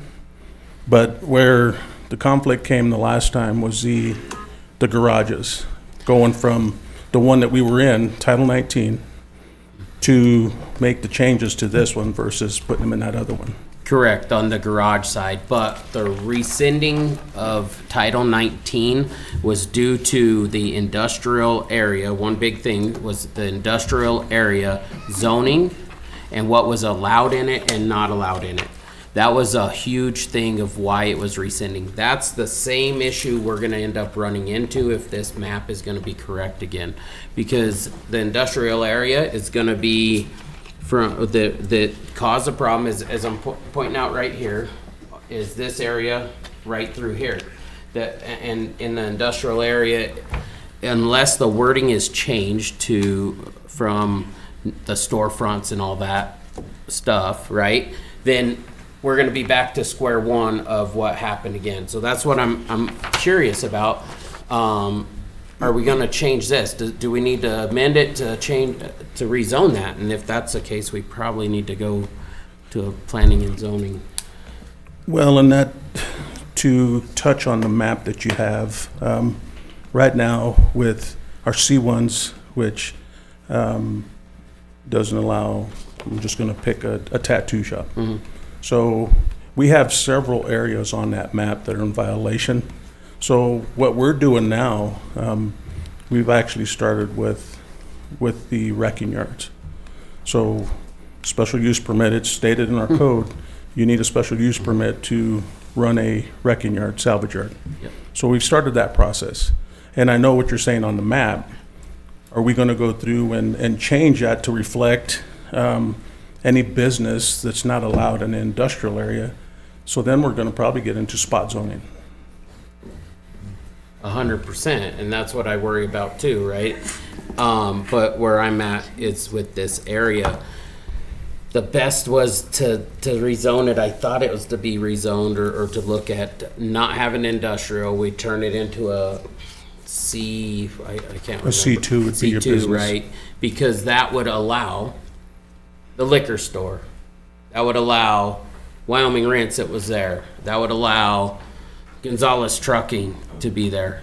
As an industrial area, it does not allow them to operate their businesses, and that's what I worry about right now, is we're back to square one. And you're correct, we would have to go to the Planning and Zoning Commission to go through, and it's gonna take work on both sides as far as, okay, if we have a liquor store, it's in the industrial area, now we're gonna put it in the C2 area, where does that fit on that map? So now we're getting into spot zoning. Mm-hmm. So would you do, sorry. Oh, Go ahead. No, I'm sorry, I didn't. Oh, go ahead. I'm just out of curiosity, because that's why we rescinded the other one. That turned us back to what we were before, and we're not changing any of that now. No, not on this, we're not. No, we're not. It's gonna- Why we rescinded the other stuff back, we're not actually changing the stuff that caused the problem before now. We're just changing the other stuff, this other stuff that we changed to it. So we would like to make this map user-friendly, so we have, if we have a tow yard on the west side, I'm gonna pick on the tow yards. If we have a tow yard on the west side, and it's in the C2 area, if you look in our ordinance, it's not allowed in the C2. So them all fall in the industrial area. So what we're having to do is we're gonna have to go through this map as the Planning and Zoning Commission and our office, Community Development, and establish these zones. And they're simple. Councilman Gardner, you had something? Oh, sorry. So I think we're on the same page. So originally, this was zoned industrial. It if I remember correctly, they have a special use permit for those? Or is that what they would receive to stay, a liquor store, the tire shop, like he's mentioning? Is that And if you look at, operational in our ordinance, we should be going to the Planning and Zoning Commission to renew the special use permits every year. Right. And this hasn't been done for, I couldn't tell you how long. So that's what we're trying to do, is get everything in compliance with our ordinance, which you're right, with special use permit for the industrial area, for the tire factory or the tire business, the liquor store. Any business that don't fall or does not fall in the industrial area, then yes, we would have to have a zone for that. So are we looking at, because you go from basically Harshman Street all the way to Airport Road. How many businesses do we have in that area? That are retail, you mean? Yes. Right. Yeah, a lot. So this is, I don't have a right answer for that. I really don't. I wish there was a simpler way to approach this without having to change that map until we come up with a zone area to where, say the C2, if you want to have a barber shop, it fits in that area, yes. Right now, it wouldn't. So it's going to take work on staff side to go through and see what businesses we do have and adjust that map to reflect that and try not to get into spot zoning. Because there are quite a few retail businesses There down is. there that don't fit, but tradition has it that that's where they've ended up. Councilman Weisenberg? I thought when we rescinded, and where we rescinded to, it changed that, though, to allow it. I thought that was the reasoning for the rescinding. It would allow that to not have to have the special use permits for all those businesses when that come up. So I would have to do some research on that. is there a possibility you could do that for the third and final, please, if that's the case? Because I don't want to create another, or have another situation created, with. Absolutely, and like I say, the easiest way to approach is going to have to go to this industrial area, see what we have for businesses, see what it would fall under, and then rezone it accordingly without spot zoning. Okay. With that, I'd offer a friendly amendment with what was suggested to begin with, and if you could do that research, I'd appreciate it. Second. Is there any further discussion? Councilman Garner? Lou, I just had some questions on the garage section. Let me pull these up real quick. So, in here, sorry, I got lost. We no longer require, if we change this, we'll no longer require a residence to be built with a garage, correct? Correct. What the way it's going to be is we'll meet the setbacks with a garage. Right. So if you have a 1,000 square foot home, 125% of that, if you want to build that garage for that lot, you're still going to meet the setbacks on the backs and the side, 50 foot from the front. But you don't have to build a home, correct? You can just Correct. build a garage. So if I had if I had a lot and a house that I just built new, and the two lots next to me are open, and somebody just puts whatever size garage, the max size that they can, and just puts it there, how does that affect my land value? What's that do to my property value? Because now they're not a resident, so nobody's going to live there. So it's just the cost of a garage there. What does that do to that? The way I would look at it, Councilman Gardner, is what is your property worth now with having 2 vacant lots versus at least having a garage with some value? I don't know. I guess Does it defeat the purpose of a residential zone to allow garages to just be built and not require a residence? Does that make sense? The whole idea of the residential zone is to promote building homes and any garages if they want, but not to just promote building a garage and then no residential ever, because they could just do that for a block and then you just have pole barn garages everywhere and maybe one house on the block, or maybe it's a new development and you expect other houses to be built, but nobody does. They just, oh hey, this is a cool area nobody else is at, and I put my pole barn here, and now you just got storage next to. And I knew when this was brought up to the boards, I knew this was probably going to be a question that was brought up. Like I say, to me, if it increases the property value, I understand your point of you've got 4 lots there and now you've got 4 garages. I guess that would have to be something that. And so if there were no garages, the property value is going to be based off what is there currently, correct? My house.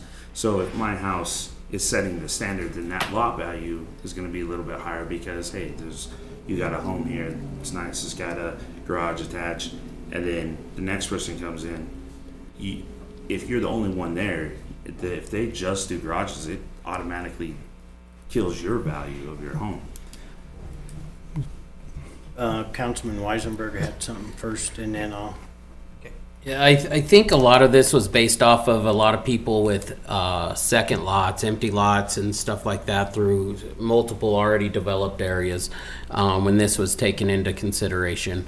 The setbacks, it's a development thing. We're going to get development. It's going to increase a property value no matter if they build a garage.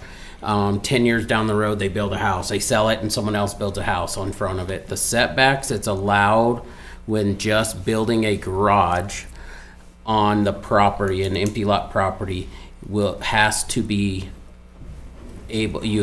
able to build a home. So it still allows the development. It's not saying this individual's going to go over there and just build a shop or a garage, right? A lot of people, when they develop their property, build a garage first, especially if they're doing their own construction work. So they have a place to do their construction work, and then they come forward and build their homes in this situation. The other thing that it is too is it allows you to build a garage on another lot adjacent to you if you own that property, and if there's not enough room on yours, right? There's a lot of multi-use that could happen with this, and that's why when it went through Planning and Zoning Board of Adjustments, this is a big development key of why that was set out. Vice Mayor Sanger. So part of your question is, how does an appraiser appraise a piece of property? And it's done by comparable. If there's no house and there's just a garage, your house isn't affected by what's built here, because there's no comparison between that property and your property. So they're going to compare just houses in your area and then just garages in your area. My brother bought a house, spent $500,000 on it, and it had a mother-in-law house and a 3,200 square foot garage. No other house in the area had anything close to this. So his value of his house couldn't be increased because he had a thing they couldn't compare to. So he couldn't get any more value even though he had this other thing. The opposite will also be true. They're going to compare houses and garages to houses and garages, and they're going to compare garages to garages. They're not going to compare that piece of property to yours because it doesn't contain a house. So they don't have a comparable to do that with. So they'll only compare what they can. It doesn't do anything to your value of your dirt. It only does stuff to the value to the improvement. And if you go to the Carbon County site and you look at it, it will say land, this is the value, improvement, this is the value. And that's what it reads. And if there's a house and a shop, that improvement is higher than if it just says garage. The land stays the same. They count the dirt the same. but they don't count what's built on it the same way. So they will take what they can compare, and that's where they'll get their value, not things they can't compare. I ran into that with our house because it was an anomaly, Right. you know. And for a long time, every dime I spent on it was wasted basically because it didn't improve the value of it. I could double the size of it, not really improve the value of it because the comparable thing. I got lucky and enough people around me built bigger houses to where there is some close comparables, but I still suffer per square foot from that. I have 3 of these garages within a block of my house. Best neighbors ever. I see them about once every 2 weeks. You know, they don't have barking dogs there. They don't, you know, one of them has a problem with getting their weeds cut like I'd like to see it, but they're really not bad neighbors. One of the situations on South Side was there was a lady had her house burned down, and so the city sent her a notice to tear the house down. Dangerous building. So she went to the bank and she borrowed the money and she tore the house down. Well, now she has a garage on a lot and was trying to sell it to get out from under this payment. She's working at City Market, working her tail off and doesn't really have a lot of extra money. She's making a payment, but she can't sell the land because she can't sell the land with just a garage because the way our ordinance was, what we're trying to fix here was if he would have gone strictly by the rules, if he would have bought that, he would have had to put a house. Well, who in their right mind, I mean, that all has to be done right or else you're losing money. Building a brand new house in a certain location, you got to study that a little bit. And so what happened was when he bought that property, they talked to me quite a bit about it, and he finally just jumped ahead and bought the property. And the first thing that happened was his weeds went from 4 feet to nothing, and the 3 junk cars in there were gone, and he cleaned it right up. So it was a very positive effect on that particular block to allow him to buy that and clean it up and not have to worry about putting a domicile on there. But there still is, like you say, there's still room on the lot. So sometime or another, it didn't inhibit the ability to put a house on it. It didn't stop it. So to me, I don't really have a problem with that. That part of it. Who had their hand up first? I think Steve. Vice Mayor Sanger. Where I will agree with you is that fundamentally, when you zone something as residential, the purpose of the zoning is residential. The purpose of the zoning is not storage. So fundamentally, I agree with you on that point, is that if you're going to zone something R7-5, then there should be something there that people live in, not a building they store stuff in. Fundamentally, I agree with that. Yeah, I do too. I don't like mixing zoning like that, but if for instance, we were gonna allow them to build such a big shop on there that there would never be a house on that lot, I would think totally differently about it, to be honest with you. But, you know, just watching development all over. I mean, out in Arizona, almost every one of those people that built a house, the first thing they built was a shop. And then a year later, so, and then you had something? Not on this topic, but on another. At the first reading, I asked for kind of a synopsis about the changes made to RV parks and trailer parks. Do you have that information? So RV parks, in your packet,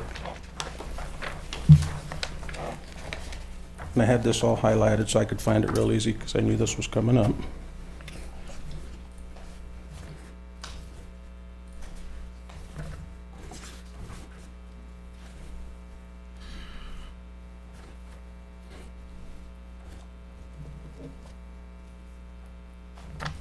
So the RV parks, when we went through and did the setback adjustments on them, it was hard for RV park owners to get say, a 14 by 70 foot long trailer in their spots. So when we went through and we discussed this amongst a group, we changed the RV parks from having a setback on the front yard from 25 to 10. Okay. Side setback still stayed the same at 8 foot. And then the rear setback went, well, it's 15 foot. Okay. So that helps a Green Acres or Circle Cross if they want to put a 14 by 70 trailer in there. They're going to have enough room to do that with them setbacks. Now, if we get into the historical area, where the lots are 25 by 125 feet in length, then we have setbacks of 25, 8, 15 in the rear, and then 15 on the corner lot. So we're trying to accommodate all whether you're in the historical area of town, which your setbacks are basically set the same as a residential per se. RV parks, trailer parks, them are set less to the standard so you can be able to fit the trailers in there. Okay. RV parks, campers, if they can meet the requirements of the mobile home parks, which is 1964 on mobile home parks, there's standards they have to meet in order to have campers in the mobile home parks.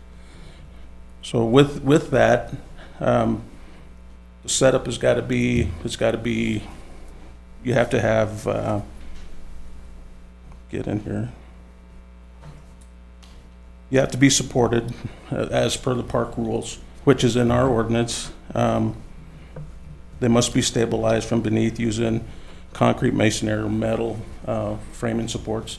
So there's requirements for them, the RVs in the mobile home parks. Okay. So RV parks itself, we've adopted NFPA 1192 for RV parks, their requirements to meet, and that's the National Fire Protection Association standards that they follow. So we're following, and that was just adopted with our recent codes that we adopted, the 2021 International Building Codes. Okay. Thank you. Councilman. One simple question, are we requiring the camp trailers to get a permit to park in the campgrounds, or in the trailer courts? It's just like a mobile home, if you put a mobile home in there, you got to go get a permit and do all the stuff. Are we requiring the camp trailers or setting up in them to do it too? And on that, looking at our ordinance, and that's been another issue that we haven't really followed through. They were having to get permits from the city clerk, which we changed that to ComDev, and that's even for the churches. If they're having a revival or whatever in town, they can get a permit for 30 days, and they can only renew up to twice, and then it has to be moved. So we'll be following them steps as well. There's just a lot that has been dropped by the wayside, and we're trying to catch it up now. And with the staffing, it's one step at a time is what we're trying to do. And like I say, we've started with some of the wrecking yards, salvage yards now, and we got 2 of them that are coming in to the Planning and Zoning Commission for a special use permit, so that would make them legal. It's a lengthy process. Councilman Weisenberg. I just want to touch on the trailer courts and stuff and a little bit, just so you have some of that knowledge too, because this was before you had been elected. But it was ran through planning and zoning. We did have some owners come to us explaining why. A lot of it is because of the angle of the way that the lots are, and if you just drive down the street, you wouldn't really pay attention and see the angle, and that's what hinders them, and that's why it was suggested that we go that route, and it was approved and passed through the planning and zoning at that point in time. The other thing with that is the fire was involved, fire department and everything else was involved too, and there was no hindrance. So just so you get a little background on that too. So. Councilman Garner? Okay, sorry to circle back, but I'm gonna go back to the garage.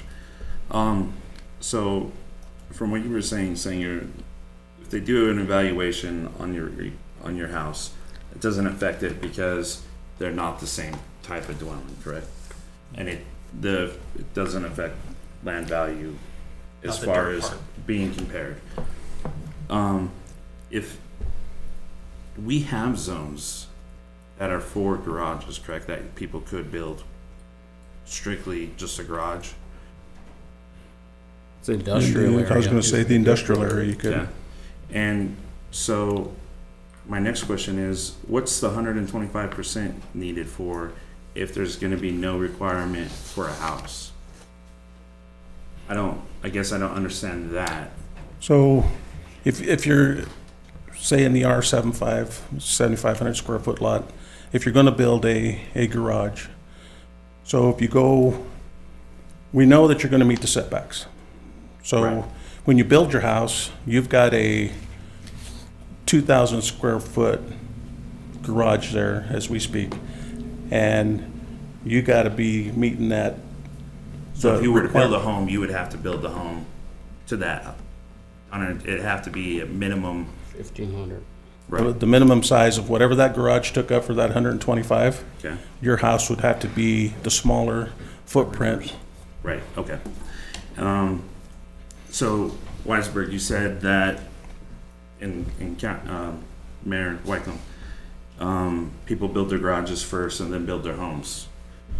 That's already allowed in our ordinance, is it not? It says that you can build the garage 6 months prior, but you have to start building the main building within 6 months. You have to have your house built 6 months. within. Okay. So. No worries. Breaks up the tension. I just want to know what it is. So the 6 months, we already have that in place. You could build a garage and then within 6 months you could build your main house. But would it be better to maybe extend that to a year if that's the case? That way, because back to the residential thing, the whole idea is to have a residence there, not a garage. If we have places you can go have a garage, the industrial is perfect for it. So go buy industrial, put your garage there. If you have it says in here as well, if you have an adjacent property, you could build on that a garage. So, Mr. Weisenberg, you said that that was one of the concerns as well, is you couldn't build. In here it says Without joining the properties together. You're joining. They have to be budded. right, they have to be together. You join. Why would you build a garage not next to your property? Is my question. I don't understand the point of having a house in Highland Hills and then in Mountain View I build a garage. This goes back to development. This is a But it big, doesn't huge, it promotes a lot of development when you have individuals coming and asking to be able to build something that they cannot build right now due to the way our ordinances are written and Title 19 is written. So if you have someone that can come in here and build and afford to build within 6 months and have it built within 6 months, then the problem would be solved. At that point in time, you're not getting any development on a lot of single lots. And that is the biggest concern and a lot of talk that has come before boards. But you could change this from 6 months to 12 months or 18 months. At least So it at least Okay, forces one at a time. it at least forces a residence to be built. And then because you're gonna have people who are not gonna buy a house if it's surrounded by garages. So you're gonna have the negative effect of having all these pole barns around a really nice home. But they have potential somebody might build, but the use is what your industrial is. It's no different. There are, like I said, there are 4 of those within a block of my house. One of them, there is not enough land to build a home. I don't know how that all got subdivided out when they changed that from a trailer park to a subdivision, but that was one lot, and it's kind of across the street from me. It belonged to the Noonans. They've sold it. One of them have passed away, and they've sold it. Further down the street is a building that was there. That person is, I think, I don't know whether he sold it or not, but he bought a different building and is trying to sell it. And then there's one at the end of the block, belongs to Judge Snyder and her husband, and there's still room to build a building there. And then the other one that I was talking about where the house did burn down, if they had to build a house within a year even, then that person wouldn't have bought that burned down house and that garage from that lady, and we'd still be looking at a junk pile. I don't know what the other ones would do. They're not gonna disappear. I mean, they're there, somebody owns them. And if you own it and you're forced to build a house within a certain amount of time, I think you have turned that piece of property into something of very low value. But we can't base this decision off 4 houses to try to help 4 people. It's the whole entire city, and we go from fixing it for a few, but affecting a lot by doing this. I don't think you're affecting or fixing for a few. You're fixing a situation that is a development situation for a lot of individuals.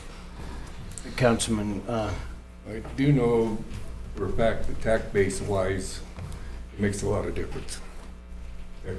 Tax base wise. I wouldn't argue It makes that. a bunch of difference, I guarantee you. Because my tax on my garage is more than my tax on my house. So that's where the value goes in. So. all right. Is there any more discussion? Okay, we open online voting, please. Thanks, Lou. You bet, thank you. This is for the amendment. This is for the amended Amendment. motion. To change any C3 that are near to I. Yeah, industrial. Online voting is open.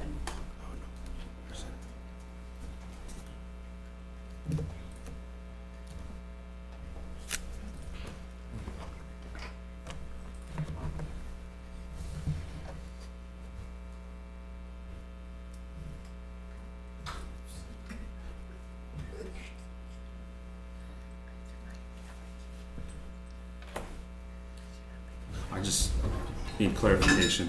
This is just for the amendment for change any C3 to I? No, this is approving this on second reading. And the motion was to approve it with the amendment of changing C3 to an I. Yes, because that's what I added, Thank just you. to the very end. I Okay, just thank you. And to change any C3 to be I. Okay, thank you.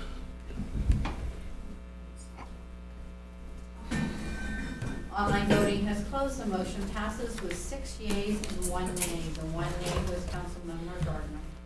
All righty. Can we take about a 15-minute break? Thank you, Mayor and Council. Thank you. I'll call a recess for a few minutes.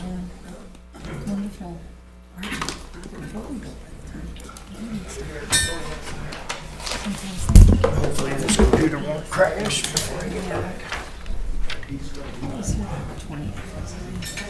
Yeah, I think you were here with me.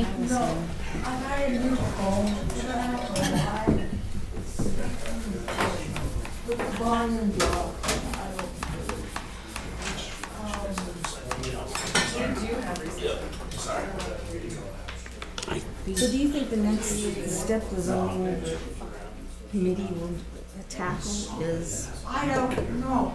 rezoning areas. I mean, I don't know what it is gonna be, but we're not in Maybe that's just the next step. We cleaned up Title 19, so the next step would be to use those rules and use those guidelines to rezone. I hope. I mean, we have a lot of spot zoning that's happened within our community anyways, especially when you look at the map, right? I mean, you got a C1 right next to a residential multi-housing, a residential multifamily, residential multifamily. What is the C1 there for? Right? Which is a county building. I mean, I just know the map and know where it's at, you know, to understand that. Yeah, I mean, that'd be one of hope. my suggestions is the next thing, once it's passed, you can look at the zoning map and. Yeah, I would hope. It's necessary. I will bug you in May to see how you're going to work with the Little League so it goes much smoother. Do they have this new scoreboard up? Is that gonna happen this year? I feel like it's going to happen more stable than it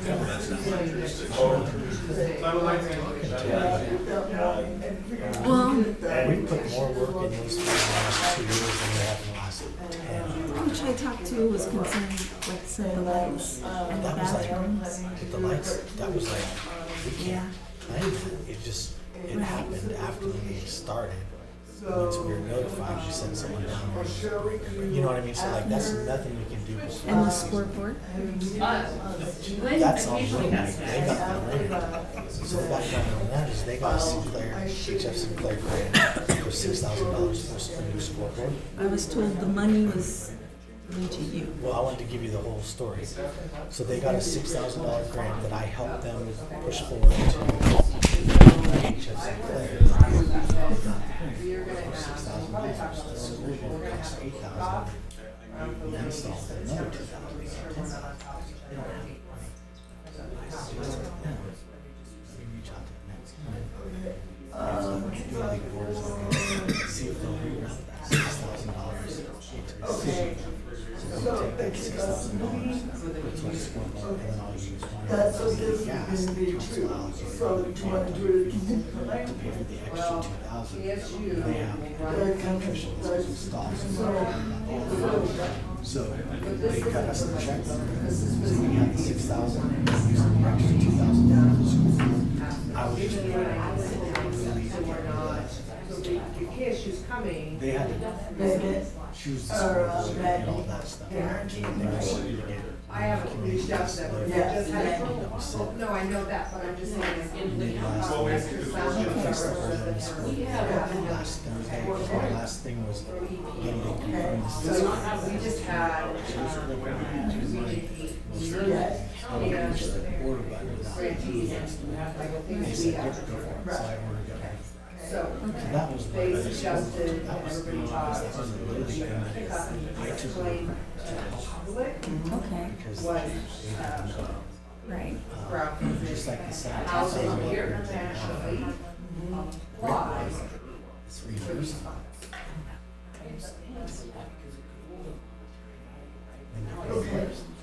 So, what about, but I already did that. So this is, so we just got the house, the city of Rawlins had to have a new classification. Okay, so what if we did, what if we did it on a trade? Right, so if they're here, let's have that, yeah. So maybe do yours on Monday and then we could come back and do a part two. I feel like Was a year ago, but this is now going to. But we have to do, we also have to get. But they start practicing in the middle of May, so that they have to Yeah, have restaurants. not so much use mine, but the more that we have involved. And the city is well, that was a conversation. Yeah. We'd like to come to that project that could happen, but I said tomorrow. So they get the right and the round bills. And then the next day, they say, here's a specific project. And this is how it's like, here's 101 to the city, and here's 201. And then the water right, it's 201 to the one, 101 So we'll talk about that. First time I took a look. Yep. There's an issue with different parks.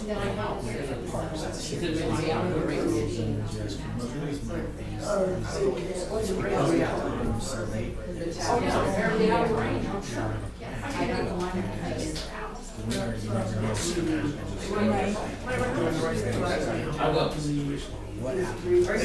I do appreciate it. Because we Labor Day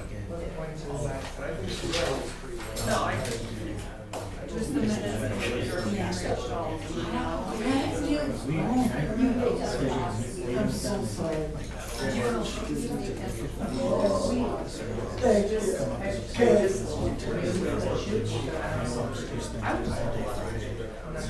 Not. It's the example. I don't know what it is. I don't know how many times. I mean, I have had be on this. There was something about one of the kids had a big hole. Well, it's because the whole thing reversed. And I think they finally filled it up, but they couldn't use it. 2018. That was on Permitted use of setbacks, and that's what we're 6 months before making sure that we have the correct setbacks. Yeah. But they were just reverted the whole thing. Not from 2018. No, in 2021, they reverted the whole thing back to the last time before, and evidently it had been lost. Yeah.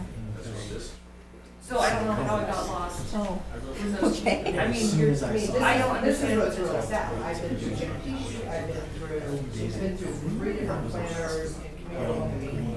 Well, and if you still have those notes of what the ideal C1 from, that should be an easy thing to, maybe not add this time. No, but it was a add hole. It was a big hole. The only thing I can think about, I'm more concerned about the uses, like alcohol and breweries. Now it's not allowed. Well, I don't think it's allowed right now either. That's what I'm saying. Yeah. But in 2018, we allowed it. It was a special use. But, and then the setbacks, I mean, we worked on that forever. It was, the They're existing, concerned with that big tournament coming up, if their fields are gonna be no, not in the law, good enough on the to existing property. take care of that. I'd be surprised if anybody. Correct. So it shows like that's the current. But if something burned, Yes. Yeah. but, yeah. Wait. I mean, the Yeah, I'm not only saying property that's not, that shouldn't be too about complicated. would be like, They were too busy in this season. What? Last year. Money on my own. I don't know that. Spend everything. Because if you burn in the foundation, if it's. Well, and but you have all those notes from when you passed it. This is the ideal, these are the discussions we have. It's easier to onboard people to like, this is why, you know, that's not a, it's not, you're not rereading and rewriting, you're just referring to Laser grade. previously done work. That's been approved by lawyers, approved by council. Yeah. I mean, I'm not saying they want to do whatever A stuff. little bit on top of that. Hoping next year's the year that we can start seeing. Right. I'm emailing them like all the time. I would probably. I'm trying to meet to say, look, city council, this one, this, it's gonna be same. What do we want to spend this on in preparation of the Yeah. you won't be here for nonprofits? Yeah. Right. That's my just. I'll be down there Saturday. Friday, Saturday, I don't know if I'll make it all day. I should bring No. at least one car down. Yeah, oh, good. So, I go through so much oxygen right now, I don't know how long it'll take to make it. My contract is not, to use that, it's not a discussion. It's small. The DA contract is not in this contract. It says that. Okay.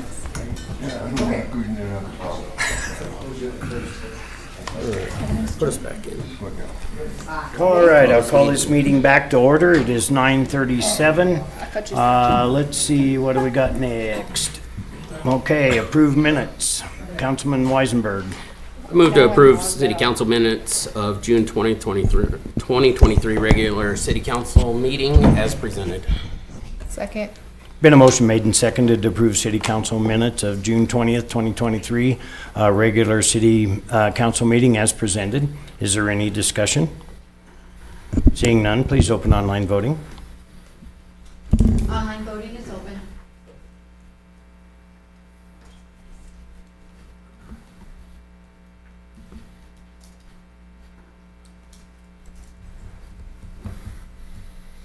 It's the last meeting, wasn't it? Yes, that is correct. Online voting has closed. The motion passes with 5 yeas and 2 abstained. The 2 abstained was Councilmember Gardner and Councilmember Seeloff. All right. Next thing on our agenda is to approve a bid or so. Councilman Wells. I move to approve and award the bid for indoor shooting range stalls barriers to Inveris in the amount of $56,952.22. Second. There's been a motion made and seconded to approve and award the bid for indoor shooting range stalls, barriers to Inveris in the amount of $56,952.22. Is there any discussion? Jason, I'll let you speak to Honorable that. Mayor and Council, the information's in your packet. I'd be happy to go over it if you'd like. Does anybody have any questions? All right. Please open online voting. Thank you, Jason. Thank you. Thank you.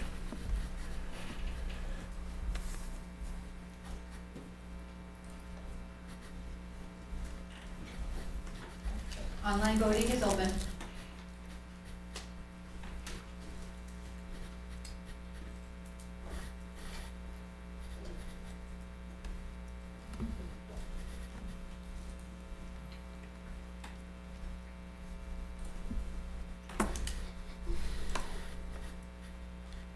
Online voting has closed. The motion passes with 7 yeas. All right, thank you. Next thing on our agenda is to approve a nonprofit contract. Councilman Wells. I move to approve the nonprofit and ancillary contract for the fiscal year 2024 allocations with Carbon County Economic Development, Old Penn Joint Powers Boards, Rawlins Carbon County Airport Board, Carbon County Senior Centers, Carbon County Child Development, Project Reach, Cove, Boys and Girls Club, Stepping Stones, Volunteers of America, High Country Behavioral Health, and the Children Advocacy Project and Pet Partners. Second. Been a motion made and seconded to approve the nonprofit and ancillary contract for the fiscal year 2024 allocations with Carbon County Economic Development, Old Penn Joint Powers Board, Rawlins Carbon County Airport Board, Carbon County Senior Centers, Carbon County Child Development, Project Reach, Cove, Boys and Girls Club, Stepping Stones, Volunteers of America, High Country Behavioral Health, Children's Advocacy Project, and Pet Partners. Is there any discussion? I'm just available if there are any questions, since it's handled by myself and the attorney's office. I don't see any questions, so would you please open online voting? Thank you, Myra. Online voting is open.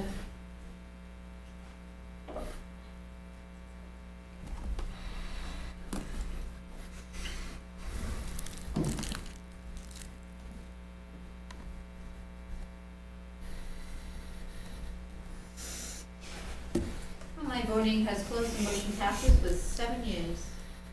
All right, thank you. Next thing on our agenda is to go in executive session. Councilman Wells. I move to go into executive session at 9:41 PM per Wyoming statute 164405 to consider or receive any information classified as confidential by law, and to consider the appointment, employment, right to practice, or dismissal of a public officer, professional person, or employee, or to hear complaints or charges brought against an employee, professional person, or officer, unless the employee, professional person, or officer requests a public hearing. The governing body may exclude from any public or private hearing during the examination of a witness any or all other witnesses in the matter being investigated. Following the hearing or executive session, the governing body may deliberate on its decision in executive session. Second. There's been a motion made and seconded to go into an executive session at 9:41. 41. Is there any discussion? Please open online voting. Online voting is open.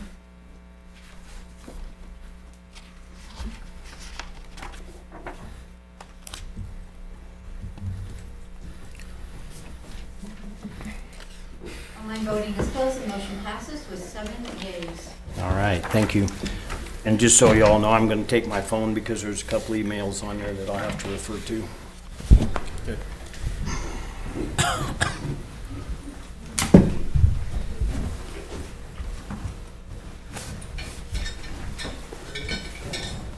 Oh, I'm sorry, Bruce, I blocked you. No.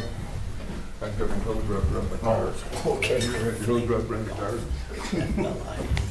We used to pull fences that way. Take the tire off, like barely long, but it's like jack off the truck and wind up the wire. I don't think it's appropriate with this.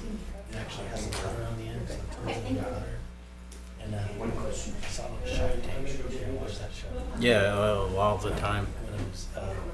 Anyways, I've been asking a bunch of people. I think we're like, and people that golf will say, yeah, well, my brother-in-law does golf. And I'm so tempted to just buy a set of 4 and see how it goes out there. And is it a golf ball? They Sure, golf balls. Sure, golf balls. So they would have to pay greens fees and they'd have to buy golf balls. But 2 golfers, they went 2 non-golfers. What's the average distance on those? Look it up. That would be difficult, because say you're 120 yards out and you're like a pitching wedge, you know, kind of deal. How are you going to get a drive? How much different is it from you playing with a novice golfer or a kid? Oh, yeah. Hey, they got a game that allows you to do that, actually. Good, bad. They have videos on the What is that, website. Fling? Called Fling Golf. Write it on sticky note, stick it up there. I'll look it up. Or text it to me, yeah. No, I'm sorry. The check, did Pam get back? I didn't see it in the office. I think my eyes aren't actually. Okay. That's up to you, because you mentioned something like that. Oh, yeah. The truth is, questions. We've had 351 parking retail, events that we've addressed in the last year. Why was it on this? Zero citations. Every single one of these has been handled by to our citizens that we serve, and they've given us these invoices and stuff. I figure it's all set, so you want to take a look at it before. Yeah, I will around with it all. It just, appearances are just. I just want to be perfect, but it'll be good. There's Most certain of them can't. That's everything. Yeah. I've had 3 or 4 people say about this in the last year. Yeah, I gave him some Question discs. is, I told him, bring it tomorrow. I said, the door is not going to go and ask you fancy. Yeah, time Well, between my then. okay, I get Before that. other people get there, we can go play it up. And I got across the street because we. Yeah, I told him I trust you. I never played it. He said there's 2 discs. Different distances, all that. Yeah, just on range. You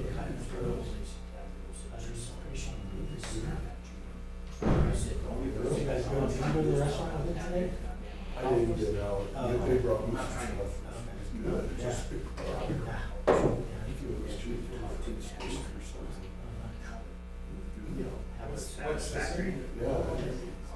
Some days. Oh, okay. Some days. You take it, read this at your leisure, then just call. Oh, whenever you get a chance. Thank you. Okay. My wife and son and I went Friday night for dinner. It was all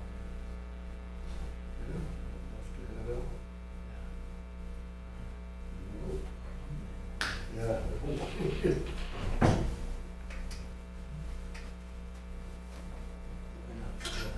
Restaurant yet? No, but I want to. And some people went last Friday or the Friday before, but I wasn't able to go. And I read it, so I think about it. But I heard it was good. Yeah. Yes, we went Friday night. We got mostly Friday. Oh, did you go for dinner? Yeah. Okay. We got a little chicken sandwich that we broke out the chicken tenders that are super juicy. I got a butterfly shell or something. Fries are. What's best? I've got to get you. Maybe more of those. Yeah, I can't remember what my last time. Salad was good. Yeah. Glad somebody's in there. Patty said she had blackened salmon. Ooh. Because they usually make blackened salmon when they have salmon salad. I was picturing just like burgers and mash and stuff like that. He's got a sirloin and a 6-ounce sirloin steak. Yeah. And then grilled cheese. Just that salad sandwich.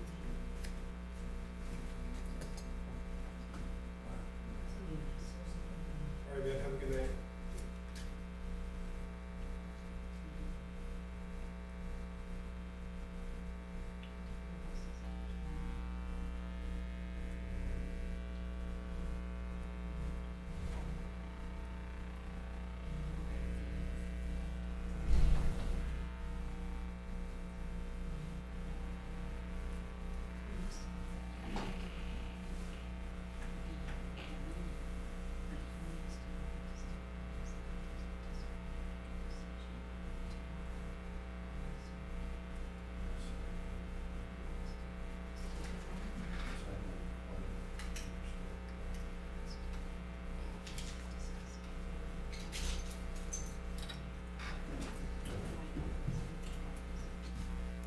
Sorry, it's not.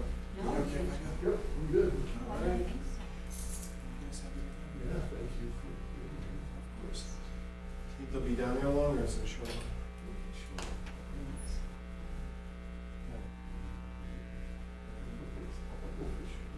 I'm going to be there.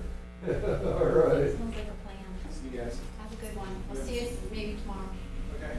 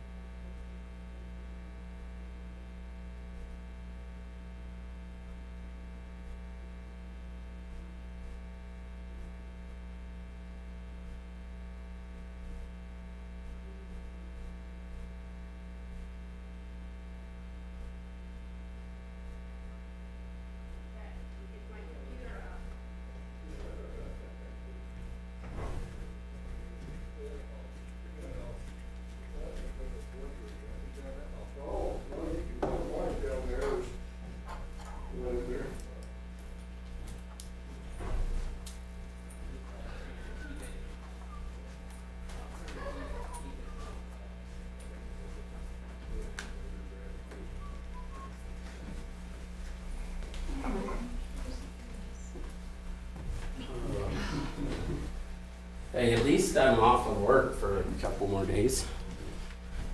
Right? Your time off? Yeah, this is my first day off. Awesome. And I'm it's on been vacation. it's been a hitch. Long hitch. Do you want to move to come out of executive Yeah, session? got my hand up and ready. As knew soon it as he was- gets here. It was your turn. I was gonna do the other one for the nonprofits, but you know, you jumped right in, so I'm like, I'll let her do 2 long ones in a row. It's okay. She's an expert at it. Well, yeah, I don't know what we're gonna do if she misses one of them and who's. She can say that faster than I- anybody. I could probably get through it pretty quick. I mean, Had to do it once. not that fast. When I was gone. Yes.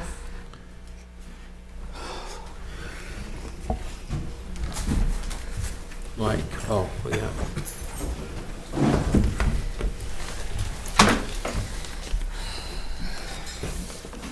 All right, let's see. Vice Mayor Wells. Oh. Councilman That's fine. Eisenberg. I move to come out of executive session per Wyoming Statute 16-4-405 at 10:17 p.m. Second. There's been a motion made and seconded to come out of executive session per Wyoming Statute 16-4-405 at 10:17 p.m. Is there any discussion? Please open online voting. Online voting is open.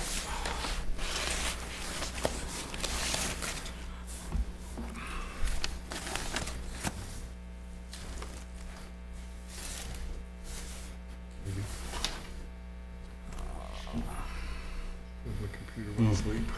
I'm gonna say yes, I must have. I'm not seeing your I'll little. say yes. Yes. Yes. Yes. Yes. It's not working. Yes. Anything else is today? Is there, you got that? Online voting has closed. The motion passes with 7 yeas. All right, thank you. Were there any objections for matters discussed in executive session? All right, seeing that there were no objections. Oh, yeah, yeah. Okay, Hold on to that for 1 second, Terry. okay.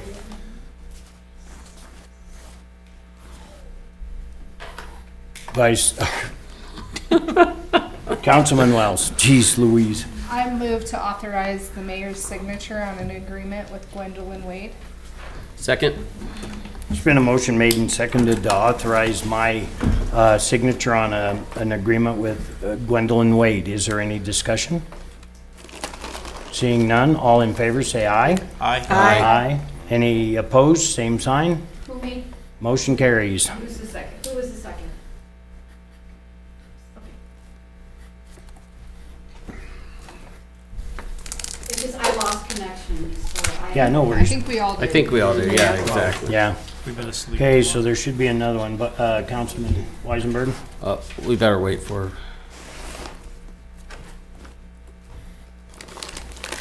As soon as she's done typing. Go ahead and do her deal.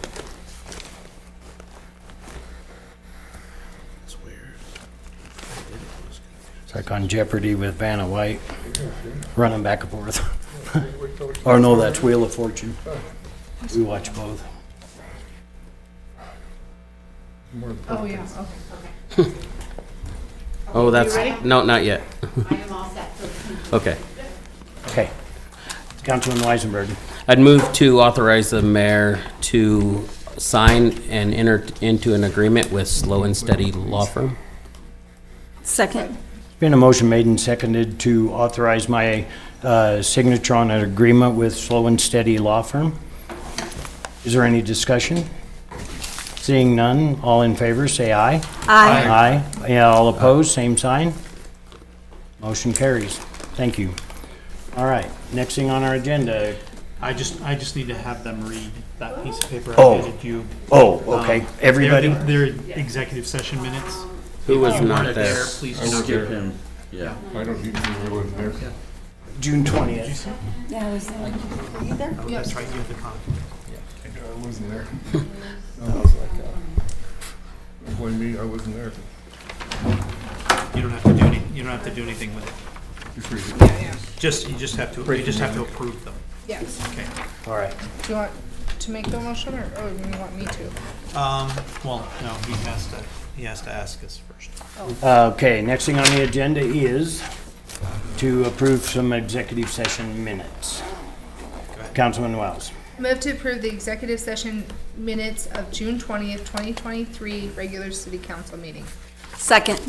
Been a motion made and seconded to approve the executive session minutes of June 20th, 2023, regular city council meeting. Is there any discussion? Seeing none, all in favor, say aye. Aye. Abstain. Abstain. Opposed, same sign. Wait a minute, who abstained? 3? Chris and, No, me and Chris. No. And And Daryl. Daryl wasn't here last week. Oh, okay. The week before. all right. Give me 1 second here. Do you have that envelope, Steve? Yeah.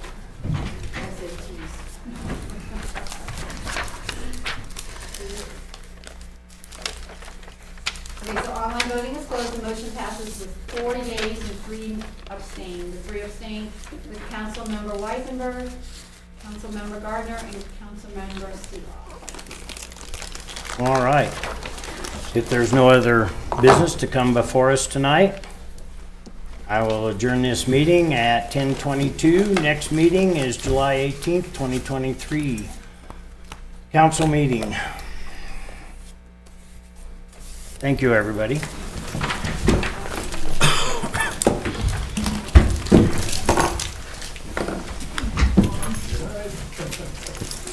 Good night.